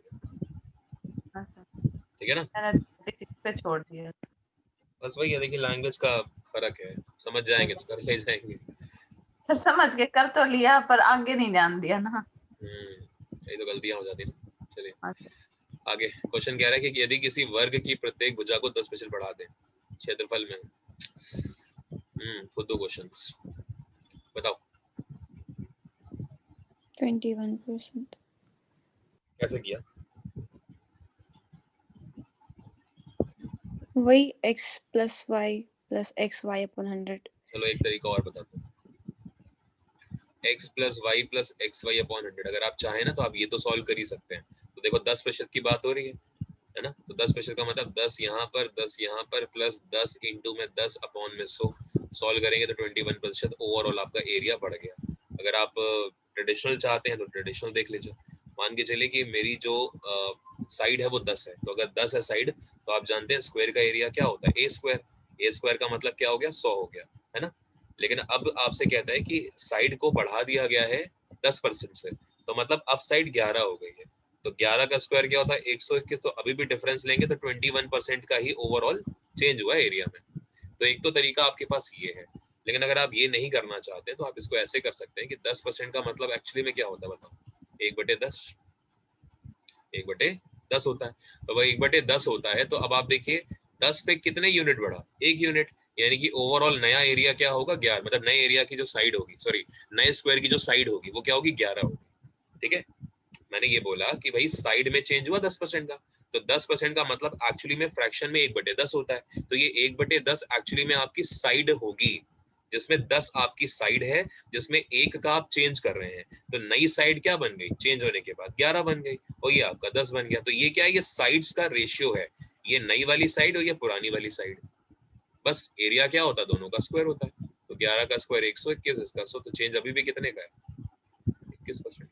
तो चाहे तो ये लगा लें, चाहे तो ये लगा लें, ये बाद में लगाना पड़ेगा, मजबूरी हो जाएगी आपकी, तो इसलिए मैंने आपको ये भी बता दिया, बिकॉज आगे जब क्वेश्चंस थोड़े से बढ़ेंगे, जैसे एक रेक्टेंगल है जिसमें लेंथ को बढ़ाया जाता है और ब्रेथ को कम किया जाता है, तो एरिया में क्या चेंजेस होंगे, तो ऐसे क्वेश्चंस जब आएंगे तो थोड़ा सा आपको लेवल बढ़ाना पड़ेगा अपना।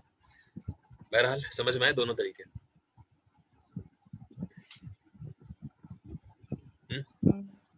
ठीक है। Yes sir. आगे बढ़ते हैं। ये है ना साइकिल, देखो कह रहा है आपसे दो साइकिल को 3990 रुपए, यार 2 cycles were sold at rupees 3990 each, gaining 5% on one and losing 5% on another, ठीक है। जब सेम प्रॉफिट और सेम लॉस होता है तो ओवरऑल क्या होता है, हमेशा लॉस होता है, जानते ही होंगे आप लोग, है ना। वही फॉर्मूला लगा दीजिए, x plus y plus xy upon 100, देखिए x का आंसर क्या है, गेन में प्लस हो जाएगा और अगले में हानि हो रही है मतलब माइनस लगा दीजिए, ठीक है। तो यहाँ पे माइनस का 25 हो जाएगा अपॉन में 100 हो जाएगा, ये कैंसिल आउट हो गया, सॉल्व करेंगे आपका आंसर हो गया 0.25% की हानि, माइनस है ना, माइनस क्या बताएगा 0.25% की हानि, तो कहाँ पर है ऑप्शन डी। अगर ये नहीं चाहते तो ऐसा कर लीजिए, जब सेम हो ना, सेम गेन और सेम लॉस हो, तो आपका आंसर होता है एक्चुअली में -xy अपॉन में 100, ये आपका आंसर होता है। वही याद करो, सीआई पढ़ा आपने, तो ये कंपाउंड इंटरेस्ट पे ही चलते हैं ये सब चीज, ठीक है, कर लेंगे।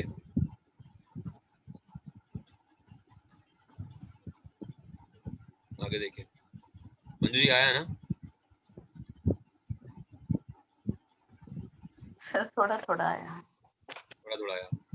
मैंने कहा जब जो परसेंटेज है ना वो सेम हो, जैसे प्रॉफिट भी आपका 5% का है और हाँ आपका जी सर। लॉस भी कितने का है 5% का है, तो प्रॉफिट में मैं प्लस लगाऊंगा और लॉस में क्या लगाऊंगा माइनस का 5, मतलब मेरे x की वैल्यू क्या है 5, लेकिन मेरे y की वैल्यू क्या है -5। तो मैंने आपको बोला आप ये फॉर्मूला लगाइए x plus xy upon 100, वही वाला इफेक्टिव रेट ऑफ परसेंट कल सिखाया था आपको।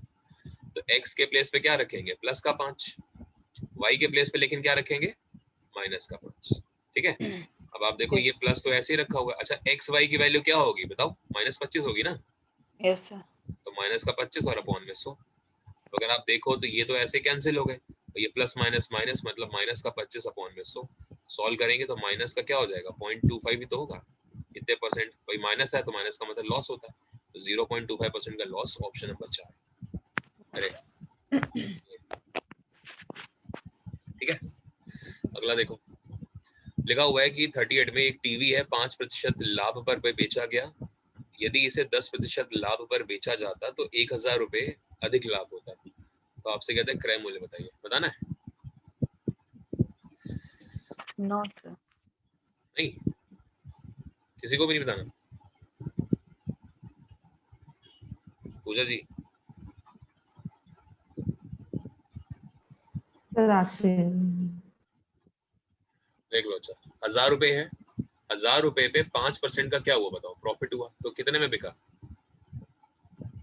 नहीं 1000 नहीं, सॉरी 1000 तो ओवरऑल चेंज है। 100 रुपए की कोई चीज है मान के चलो, ठीक है, ये कॉस्ट प्राइस है, उसमें हमने क्या करा, उसमें हमने 5% के उसे प्रॉफिट में बेचा, मतलब कितने पे बेचा होगा, 105 रुपए में बेचा होगा ना। कहता है कि यदि इसी को हमने 10% प्रॉफिट में बेचा होता, मतलब 110 पर बेचा होता, तो ओवरऑल कहता है हमें कितने का फायदा होता, 1000। ठीक है, और हमारे इस कैलकुलेशन के हिसाब से हमें कितने का फायदा हो रहा है भाई, पहले हम 105 में बेच रहे थे, अब हम 110 में बेच रहे हैं, मतलब इस कैलकुलेशन के हिसाब से हमें 5% का, मतलब 5 रुपए का फायदा हो रहा है। तो ये 5 रुपए बराबर हो जाएंगे किसके, 1000 के। तो एक बराबर हो जाएगा आपका किसके, 200 के। तो आपके सीपी क्या था, 100, 100 बराबर हो जाएगा आपका 20,000, आंसर। ठीक है, चलिए आगे 39 बताना है।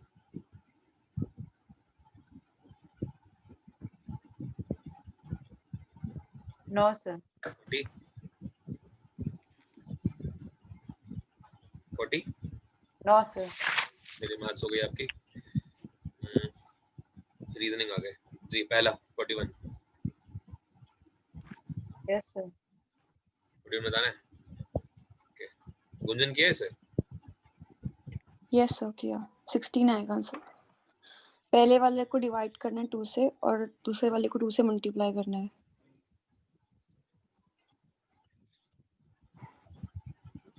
कर लीजिए, 6 को 2 से डिवाइड करेंगे 3 आएगा, 11 का 2 से मल्टीप्लाई करेंगे 22 आएगा, आंसर आ गया आपका 25। मतलब पहले को 2 से डिवाइड और बगल वाले को 2 से मल्टीप्लाई। 8 और 6 लिखा ना, 8 को 2 से डिवाइड करिए प्लस 6 को 2 से मल्टीप्लाई कराइए, तो यहाँ से 4 बना, यहाँ से 12 बना, आपका आंसर बना 16। ऐसे देखिए यहाँ पर लिखा है 12 और 5, तो 12 को 2 से डिवाइड करिए और 5 को 2 से मल्टीप्लाई कराइए, आंसर आ गया आपका 11 नहीं 16। ठीक है, यस सर। अगला 42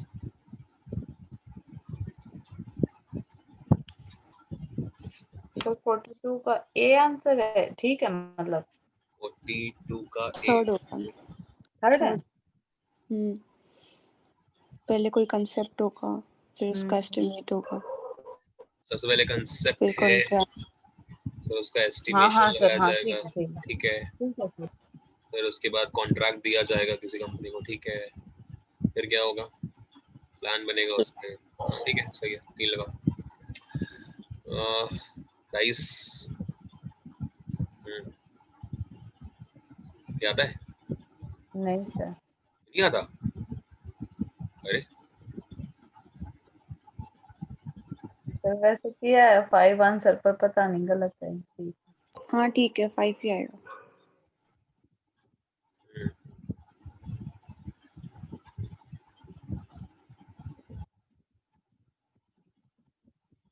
किसके पीछे पूछा है, 4 के पीछे, तो 4 के पीछे पूछा है तो वैसे बात है, ये तो हम लगा नहीं सकते सर, लेकिन अगर लगाना चले यहाँ से लगा लीजिए, कोई दिक्कत नहीं है वैसे बहुत बड़ी। 1 के पीछे तो 3 ही पता लगेगा, यहाँ से बेकार होगा डाइस। 4 वाले हैं तो ये ले लो दोनों, चलो कोई नहीं।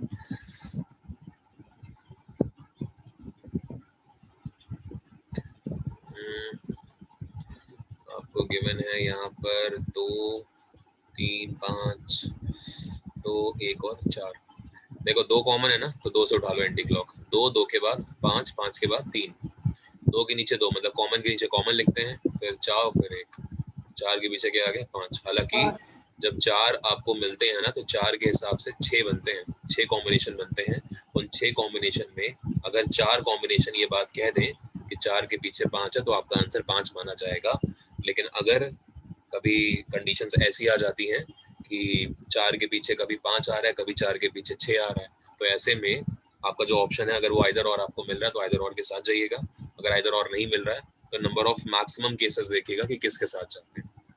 ठीक है, तो ध्यान रखना, घुमा देते हैं कई बार, मतलब जो डाइस होती है ना वो चेंज कर देते हैं, मतलब एक से ज्यादा डाइस डाल देते हैं, तो फिर ये प्रॉब्लम आती है। इस क्वेश्चन में अगर सब सेम बन रहा है मतलब डाइस सेम है, एक ही सेम के 4 डिफरेंट व्यूज हैं एक ही डाइस के। हाँ 44 हो गया सर। हो गया। 45 सर इसका ए आंसर है ना? माउंट, हाँ एंटीसेप्टिक घाव पे लगाते हो बिल्कुल। हाँ एक ही होगा। 46 सर आ गया। 47 47 सर इसका ये जॉयस्टिक है ना? प्रिंटर होगा। माउस जो है वो इनपुट डिवाइस है, कीबोर्ड इनपुट डिवाइस है, जॉयस्टिक, अब मैं जैसे ये पेन यूज कर रहा हूँ, पेन टैबलेट, तो मेरे पास जॉयस्टिक है, तो मैं इनपुट कर रहा हूँ तभी आपको दिख रहा है। बट प्रिंटर तो आउटपुट डिवाइस है ना, हाँ जी सर। प्रिंटर तो आउटपुट है, इसलिए अलग हो जाएगा, बाकी सब इनपुट है। ये जॉयस्टिक नहीं पता था मुझे क्या होता है। जॉयस्टिक मतलब वही पेन टैबलेट वाली जो स्टिक होती है। और बताना है आपको 15, 41, 34, 43 करना है। हाँ जी सर ये बता दो। डिफरेंस क्या है इनका? डिफरेंस एक बार चेक कर लिया करो जब ऐसे क्वेश्चन है ना, ऊपर का डिफरेंस आई गेस है 26 यस सर 9 9 66 9 9 9 66 16, तो ये 3 स्क्वायर हैं, ये स्क्वायर नहीं है, आंसर ये लगा लो। मतलब एक ये लॉजिक होता है डिफरेंस वाला। क्या आंसर दे रहे हैं? सर ये क्यों होगा? हाँ? 7 थर्ड होगा ना आंसर, तो थर्ड है, मतलब थर्ड होना चाहिए और थर्ड है भी आंसर। बताइए 15 थर्ड कैसे? 41 में एक प्राइम नंबर है, 34 43 में प्राइम नंबर है, और लास्ट वाले ऑप्शन में भी प्राइम नंबर है एक, अच्छा लेकिन 12 और 21 नहीं है ना, दोनों डिविजिबल है। ठीक है, मैंने तो यही प्राइम पे चले जाइए। अब ऐसे क्वेश्चंस में यार कुछ नहीं कर सकते, अल्टीमेटली जो कमीशन का काम है वही होगा। ठीक है, अगर आप अब किसी ने डिफरेंस सोचा है तो वही सोचेगा भाई कि अंदर का जो डिफरेंस है वो स्क्वायर नहीं बन रहा किसी का परफेक्ट, तो स्क्वायर पे भी भाई लॉजिक्स बनते हैं, तो मैंने तो पढ़े हैं इसलिए मैं आपको वो चीज बता रहा हूँ। अब किसी ने प्राइम देखा तो प्राइम लगा देगा, तो अल्टीमेटली ये क्वेश्चंस लक पे चलते हैं, ऑड वाले। ठीक है, तो ठीक है कर लीजिए, सही है बात ये, दोनों के दोनों जो ये कॉम्पोजिट नंबर है। 49 बताना है 49। सर कर तो लिया पर बता दो आप इसका ठीक answer. Authors are learned people, तो याद रखिएगा अगर कभी कुछ ना हो तो हमेशा ऑल अज्यूम करेंगे। मतलब क्या कह रहे हैं, all authors are learned people, तो सारे के सारे ऑथर्स जो हैं आपके वो क्या है, लर्नड पीपल हैं, यानी कि एलपी लगा लीजिए। फिर कह रहा है some doctors are authors, some doctors are author. अब अच्छा ये बताओ डायग्राम कैसे बनाओगे, सम डॉक्टर को ऑथर ऐसे करोगे या फिर ये वाला डायग्राम?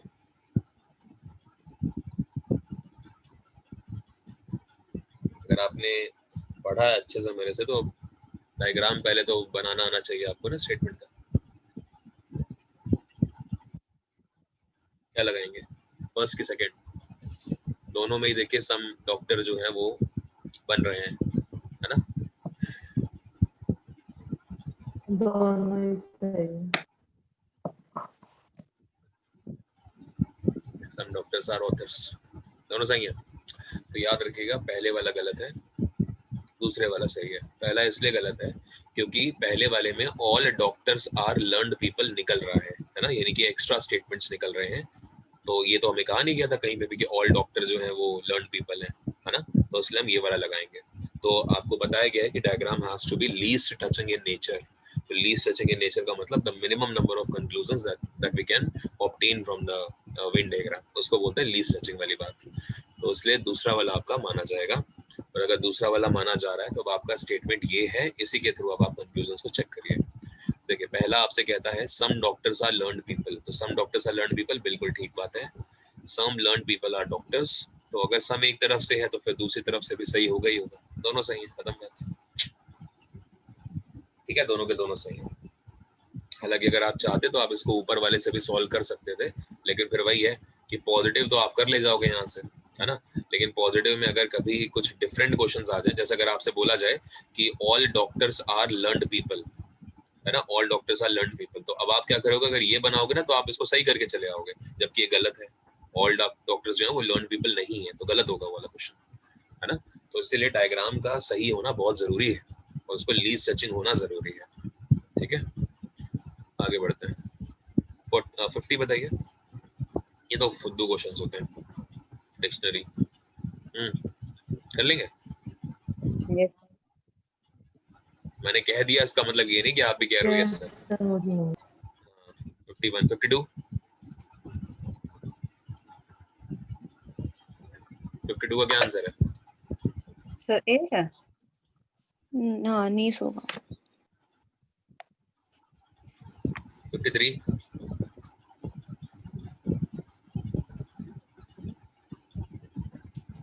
सर गुंजन 53 का डी है क्या? हाँ नॉर्थ आएगा। हाँ जी सर, हो गया।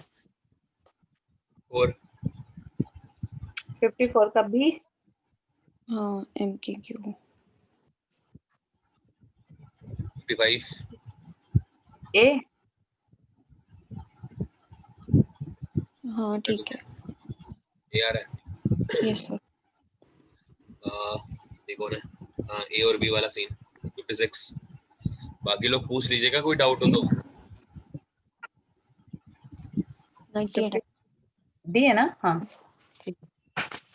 57 सर 57 बता दो। 4 होगा 4। कुछ नहीं है मंजू जी, वैल्यूज लिखिए।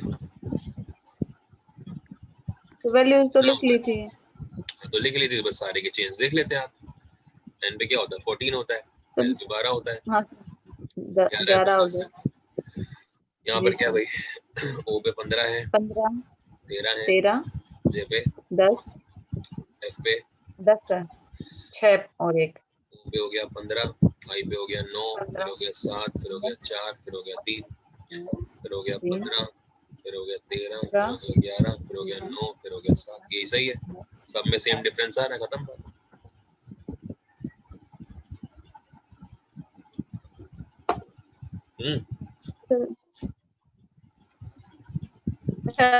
ठीक है सर, कर भी लिया ये और फिर आंसर नहीं निकाला। ठीक है सर, ऐसे ही कर रखा है मैंने पूरा। लैंग्वेज कंफ्यूज करता है ना इसलिए। 58 आगे क्या आएगा? 143। सर बता दो ये।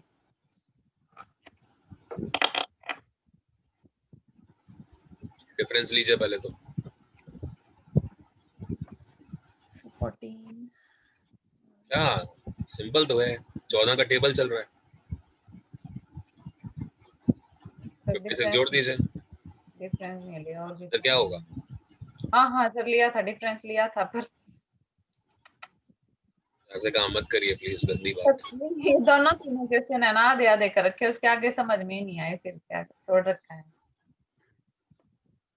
59 हो गया 60 ये है ना का, हाँ डी।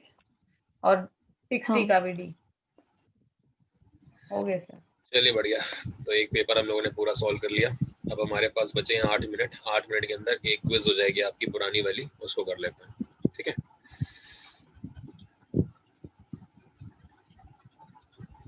क्विज कहाँ है? एक मिनट।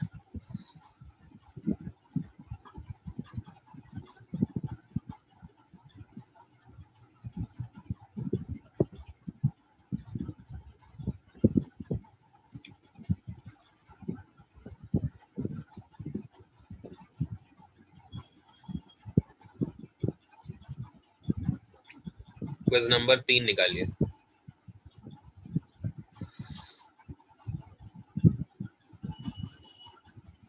दिख रही है भाई?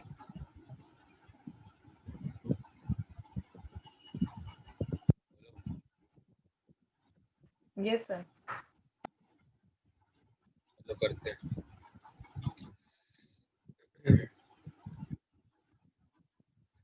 फवाद मिर्जा कौन सा खेल खेलते हैं बताइए, क्या खेलते हैं फवाद मिर्जा? हॉर्स राइडर है हाँ फवाद मिर्जा जो है, हॉर्स राइडर है, ठीक है। वैसे इक्वेस्ट्रियन कहा जाता है, ठीक है, इसका एक बट हॉर्स राइडर ही समझ लीजिए एक तरह से, ठीक है। इक्वेस्ट्रियन, गेम का नाम इक्वेस्ट्रियन है, एशियन गेम्स में मेडल भी जीता था उन्होंने। कुतानसर की गुफाएं कहाँ मिलेंगी? छत्तीसगढ़ में, ठीक है। छत्तीसगढ़ में भी कहाँ पर? जो एक जिला पड़ता है नक्सलवादी बस्तर, बस्तर आपने सुना होगा, तो छत्तीसगढ़ में आपको मिलेंगी कुतामसर की केव्स। कुतामसर में ओ होता है, के ओ है कुतामसर, ठीक है। नेशनल यूथ डे कब मनाते हैं? 12 जनवरी को। ये स्वामी विवेकानंद जी की बर्थडे। बर्थ एनिवर्सरी होती है। कौन सा स्टेट है जिसने अग्निशमन सेवा ऑनलाइन पोर्टल लॉन्च करा? ये है उड़ीसा। उड़ीसा। आगे देखिए, where is the headquarter of IATA? Montreal. ये है कनाडा के मॉन्ट्रियल में, कनाडा के मॉन्ट्रियल में, ठीक है, जहाँ पर वाडा का हेडक्वार्टर भी आपको मिलेगा। Which is the highest volcano of Asia? D से नाम है माउंट एल्ब्रस, या फिर अगर ये ना मिले तो लगाएंगे माउंट दमावंद, ठीक है, DAMAVAN, दमावंद। तो माउंट दमावंद या फिर माउंट एल्ब्रस, दोनों में फर्क समझिए। अगर आपको माउंट दमावंद ऑप्शन में मिल रहा है तो बेहतर आंसर होगा आपका माउंट दमावंद। हालांकि माउंट दमावंद जो है ये ईरान में है और इसकी जो हाइट है ना वो एल्ब्रस से कम है, ये भी आप ध्यान रखो। लेकिन फिर भी आपका ये आंसर जाता है, क्यों? क्योंकि ये जो ना ये डोरमेंट है, यानी कि अब ये खत्म हो चुका है। एल्ब्रस रशिया में आपको मिलेगा, ये माउंट एल्ब्रस आपको रशिया में मिलेगा। माउंटेन्स हम लोगों ने पढ़े नहीं है, वरना कभी पढ़ते जरूर, बट माउंट दमावंद जो है ये एक्टिव हालत में आपको मिलेगा, ठीक है। और ये कहाँ पर है? ईरान में है, तो इसीलिए एशिया का सबसे जो है वो ये माना जाता है। लेकिन दोनों ही आंसर आपको पता होने चाहिए। In case you will not get Damavand as your option, so go for Elbrus, ठीक है। तो दोनों ही लिख लीजिए, माउंट एल्ब्रस रशिया में है, दूसरे नंबर पे माउंट दमावंद, लेकिन माउंट दमावंद ज्यादा बेस्ट आंसर माना जाता है, इवन दो छोटा है एल्ब्रस से तब भी। यूनिसेफ की मेंस्ट्रुअल हाइजीन के लिए एम्बेसडर कौन बनी है? 2019 की मिस वर्ल्ड है ये, मानुषी छिल्लर। हरियाणा की मानुषी छिल्लर। मानुषी छिल्लर ये 2019 की मिस वर्ल्ड, ठीक है। तो मानुषी छिल्लर जो है वो बनी है मेंस्ट्रुअल हाइजीन के लिए यूनिसेफ की ब्रांड एम्बेसडर। यूनिसेफ का हेडक्वार्टर आपको मिलेगा न्यूयॉर्क में। यूनाइटेड नेशंस, ठीक है, इंटरनेशनल चिल्ड्रन इमरजेंसी फंड, ये इसका फुल फॉर्म होता है। आगे आपसे कहता है कि who is the ambassador of India to Bhutan? तो भूटान की पढ़ाया मैंने आपको कई बार, क्या नाम है इसका? रुचिरा कंबोज। रुचिरा जो कंबोज है वो बनी है भूटान में, ठीक है। विक्टोरिया मेमोरियल, क्वीन विक्टोरिया के भारत में जब 25 साल कंप्लीट हो गए थे, जब आप जानते हैं जब प्लासी का वॉर खत्म होता है, बैटल ऑफ प्लासी खत्म होता है, तो उसके बाद जो है मतलब 1857 की क्रांति हो जाती है ना। तो 1857 की क्रांति के बाद फिर ये चीज होती है कि पूरा का पूरा जो कंपनी है उसका एक तरह से एकाधिकार खत्म कर दिया जाता है, मोनोपोली खत्म कर दी जाती है, सिर्फ चाय के ट्रेड को छोड़कर। तो फिर क्वीन पूरी अपने अंडर में ले लेती है भारत की पूरी सत्ता। तो जब 25 साल हो जाते हैं क्वीन विक्टोरिया के इसको, तो उसको मनाने के लिए ग्रेट विक्टोरिया मेमोरियल कोलकाता में बनाया गया था। तो ये ध्यान रखें, यानी कि ब्रिटिश क्राउन के जब 25 साल भारत में हो जाते हैं हुकूमत के, उसकी याद में मनाया गया था, मतलब बनाया गया था विक्टोरिया मेमोरियल कोलकाता में। तो कोलकाता उस समय कैपिटल भी थी हमारे यहाँ। अगस्त 10 किस एनिमल के लिए मनाते हैं? दो याद रखिए, एक 29 तारीख याद रखिए। 29 कौन सा होता है? टाइगर। ठीक है, और एक याद रखें 10 अगस्त। 10 अगस्त जो है लायन के लिए, ठीक है, तो लायन के लिए मनाते हैं। टाइगर के लिए 2022 को चाइना ने ईयर घोषित करा है, टाइगर ईयर, ठीक है, टाइगर कंजर्वेशन ईयर है वो। राफेल नडाल आप जानते हैं, टेनिस प्लेयर है, स्पेन के प्लेयर है, ये टेनिस खेलते हैं, टेनिस के प्लेयर है, ठीक है, बहुत सारे जो ग्रैंड स्लैम है टेनिस के उन्होंने जीते हैं। श्री गिरिराज सिंह की अगर हम बात करें तो ये हैं आपके जल शक्ति मंत्री, इनकी कॉन्स्टिट्यूएंसी है जोधपुर। गजेंद्र सिंह शेखावत नहीं जल मंत्री? अरे अरे अरे सॉरी, गिरिराज सिंह चौहान आपके वो ये इन उर्वरक वाले हैं क्या? ये फर्टिलाइजर, पेट्रोलियम एंड फर्टिलाइजर है, पेट्रोलियम एंड फर्टिलाइजर मिनिस्टर है हमारा, लेकिन कॉन्स्टिट्यूएंसी वही है जोधपुर। वो कंफ्यूज हो गया गिरिराज और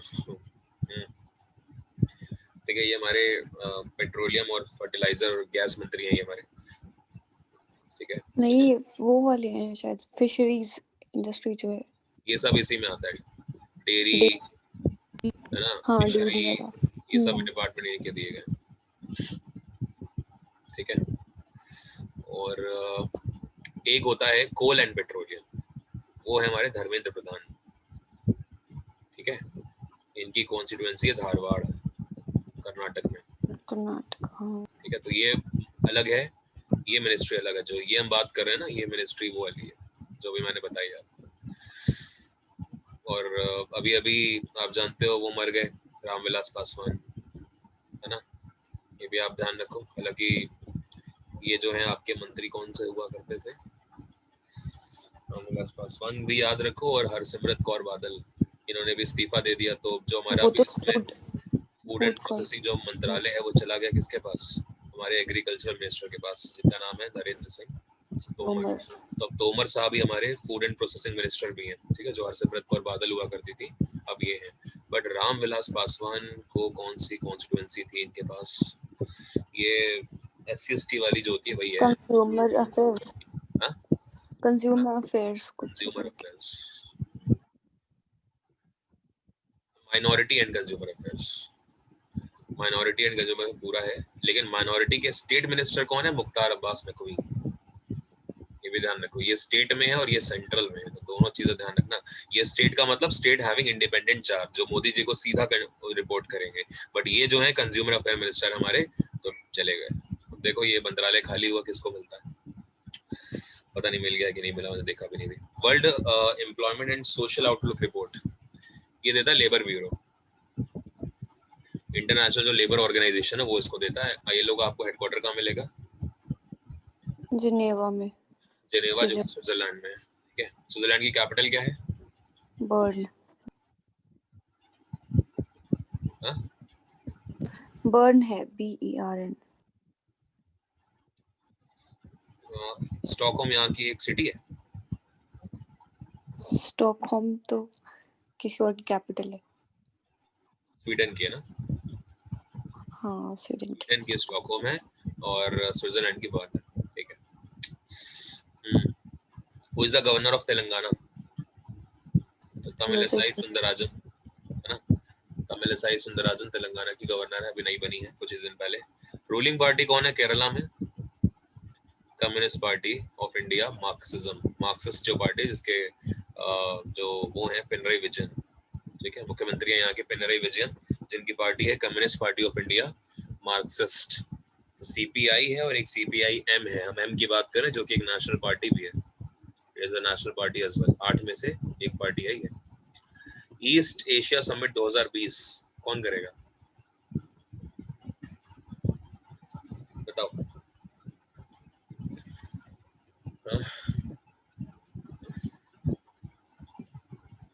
भारत करेगा।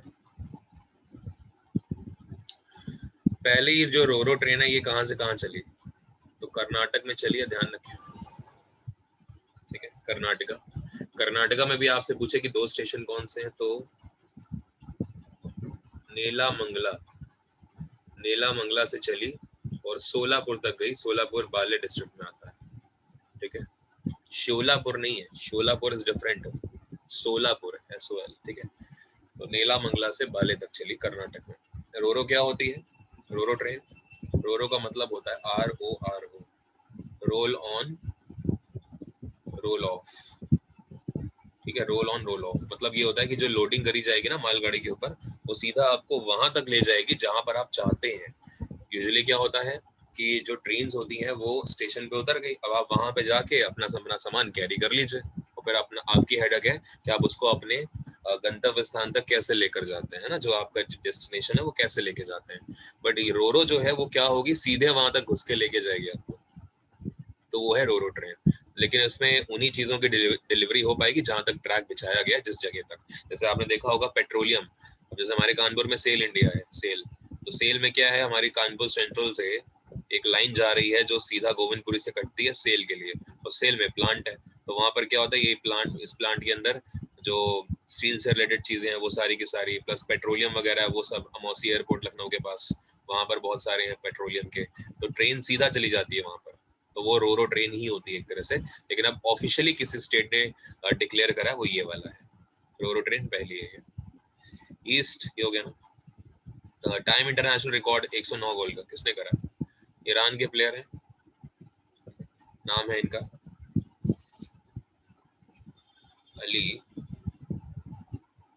DEOI नहीं DAEI, अली दवे, दई, अली दई, ALIDAEI, ठीक है, अली दई। तो अली दई जो है ईरान के प्लेयर है, इन्होंने 109 गोल मारे हैं, मतलब रोनाल्डो तो इनसे दूर दूर तक नहीं है अभी, ठीक है, तो ये सब ध्यान रखो, ईरान के प्लेयर है, बहुत इंपॉर्टेंट।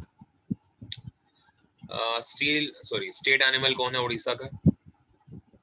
आप जानते हैं, सांबर, ठीक है, तो सांबर जो डियर होता है वो स्टेट एनिमल है उड़ीसा का, ठीक है। और कांगेर घाटी नेशनल पार्क आपको कहाँ पर मिलेगा, बताइए कहाँ पर है?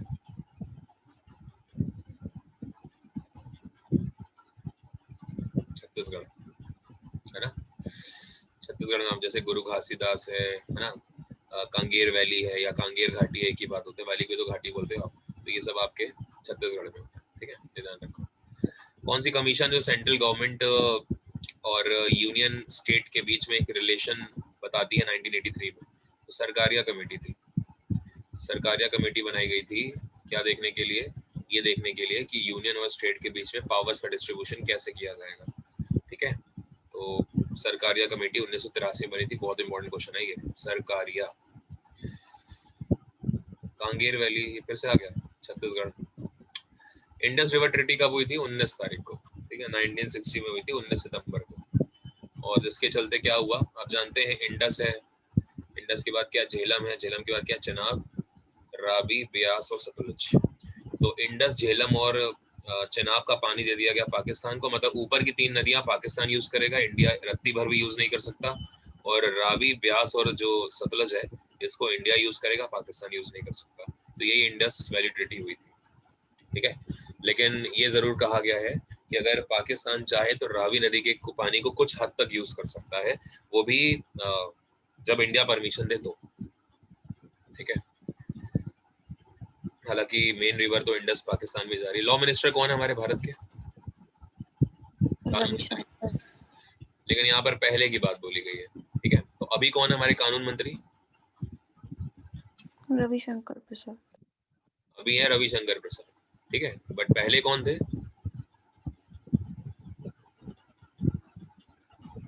डॉक्टर रामजी अम्बेडकर, ठीक है। तो जो BR अम्बेडकर है वो सबसे पहले थे, और अभी हमारे रविशंकर प्रसाद राज्यसभा से मेंबर है, कॉन्स्टिट्यूएंसी नहीं है इसलिए। सैडल पीक नेशनल पार्क कहाँ पर है? अंडमान निकोबार में आपको मिलेगा ना ये सब। वाइस प्रेसिडेंट को कौन हटा सकता है? संसद, पार्लियामेंट को अधिकार दिया गया कि राष्ट्रपति को, उपराष्ट्रपति को और राष्ट्रपति को दोनों को उनके पद से हटा सकते हैं, लेकिन तरीका वही है, प्रोसेस का नाम क्या है?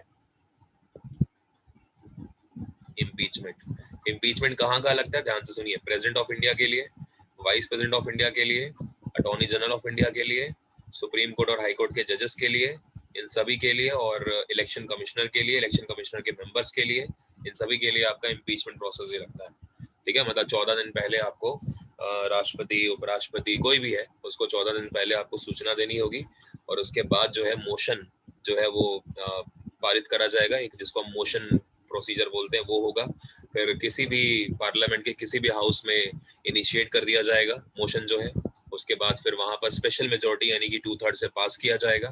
फिर दूसरा वाला जो सदन है वो भी स्पेशल मेजोरिटी यानी कि 2/3 से पास करेगा। और उसके बाद अगर राष्ट्रपति जो है पाया जाता है, मतलब 14 दिन के बाद राष्ट्रपति को बोलने का मौका भी दिया जाता है कि भाई आप बताइए कि ये जो आपके ऊपर एलिगेशंस लगाए गए हैं कि क्यों हैं और क्या चीज है इसके अंदर, है ना।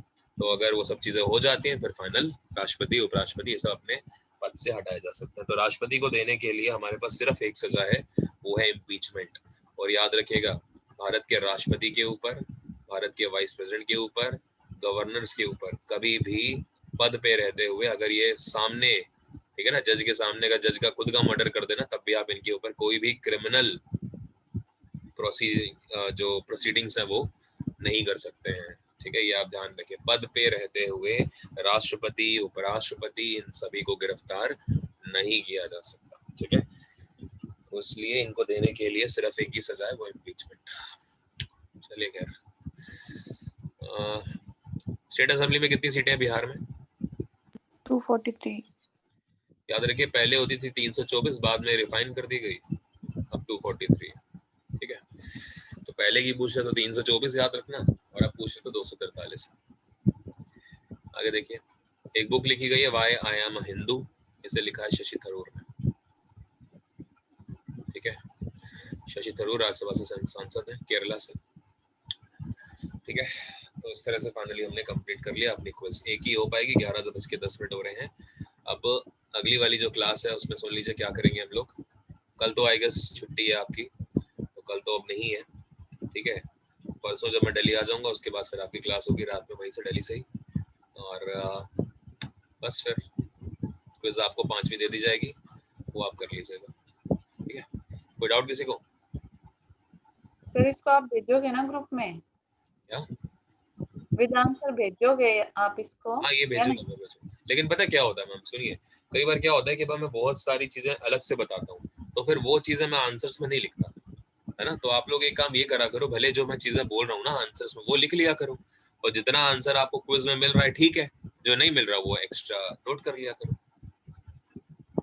है ना। अब जैसे मैंने आपको बोला छत्तीसगढ़ जो है वहां पर केव्स हैं, है ना। तो अब केव्स हैं तो वो मैंने बोला ना बस्तर में, तो बस्तर जो है वो कैसा इलाका है? नक्सल इलाका है। अब मैं ये थोड़ी लिखूंगा आंसर में कि ये नक्सलाइट इलाका है, तो ये तो सिर्फ आपको समझने के लिए था। अब आपको याद हो गया कि भाई एमपी छत्तीसगढ़ ये सब क्या है, सब नक्सली इलाके हैं यहाँ पे, झारखंड सब नक्सली है पूरा ये। ठीक है, चलिए गुड नाइट, बाय, मिलते हैं परसों। अगला पेपर आपका होगा A7। ठीक है, मैं आपको भेज दूंगा ग्रुप में, टाइम बता दूंगा, और उस टाइम की कोशिश करा करिए। A5 को करवा दो ना सर पहले। A5 पहले करवा दे, चलिए देख लूंगा मैं, जो भेज दूंगा उसी को लगाइएगा। ठीक है, और 2 लगाइएगा, 2 भेजूंगा, A7 है A5 है, 2 भेज दूंगा। चलो ये दोनों लगाइएगा, एक पेपर को कोशिश करेंगे तो सॉल्व कर लेंगे दोनों एक दिन में। Thank you, bye. 5 लोग बचे हैं बस, क्या होगा देश का।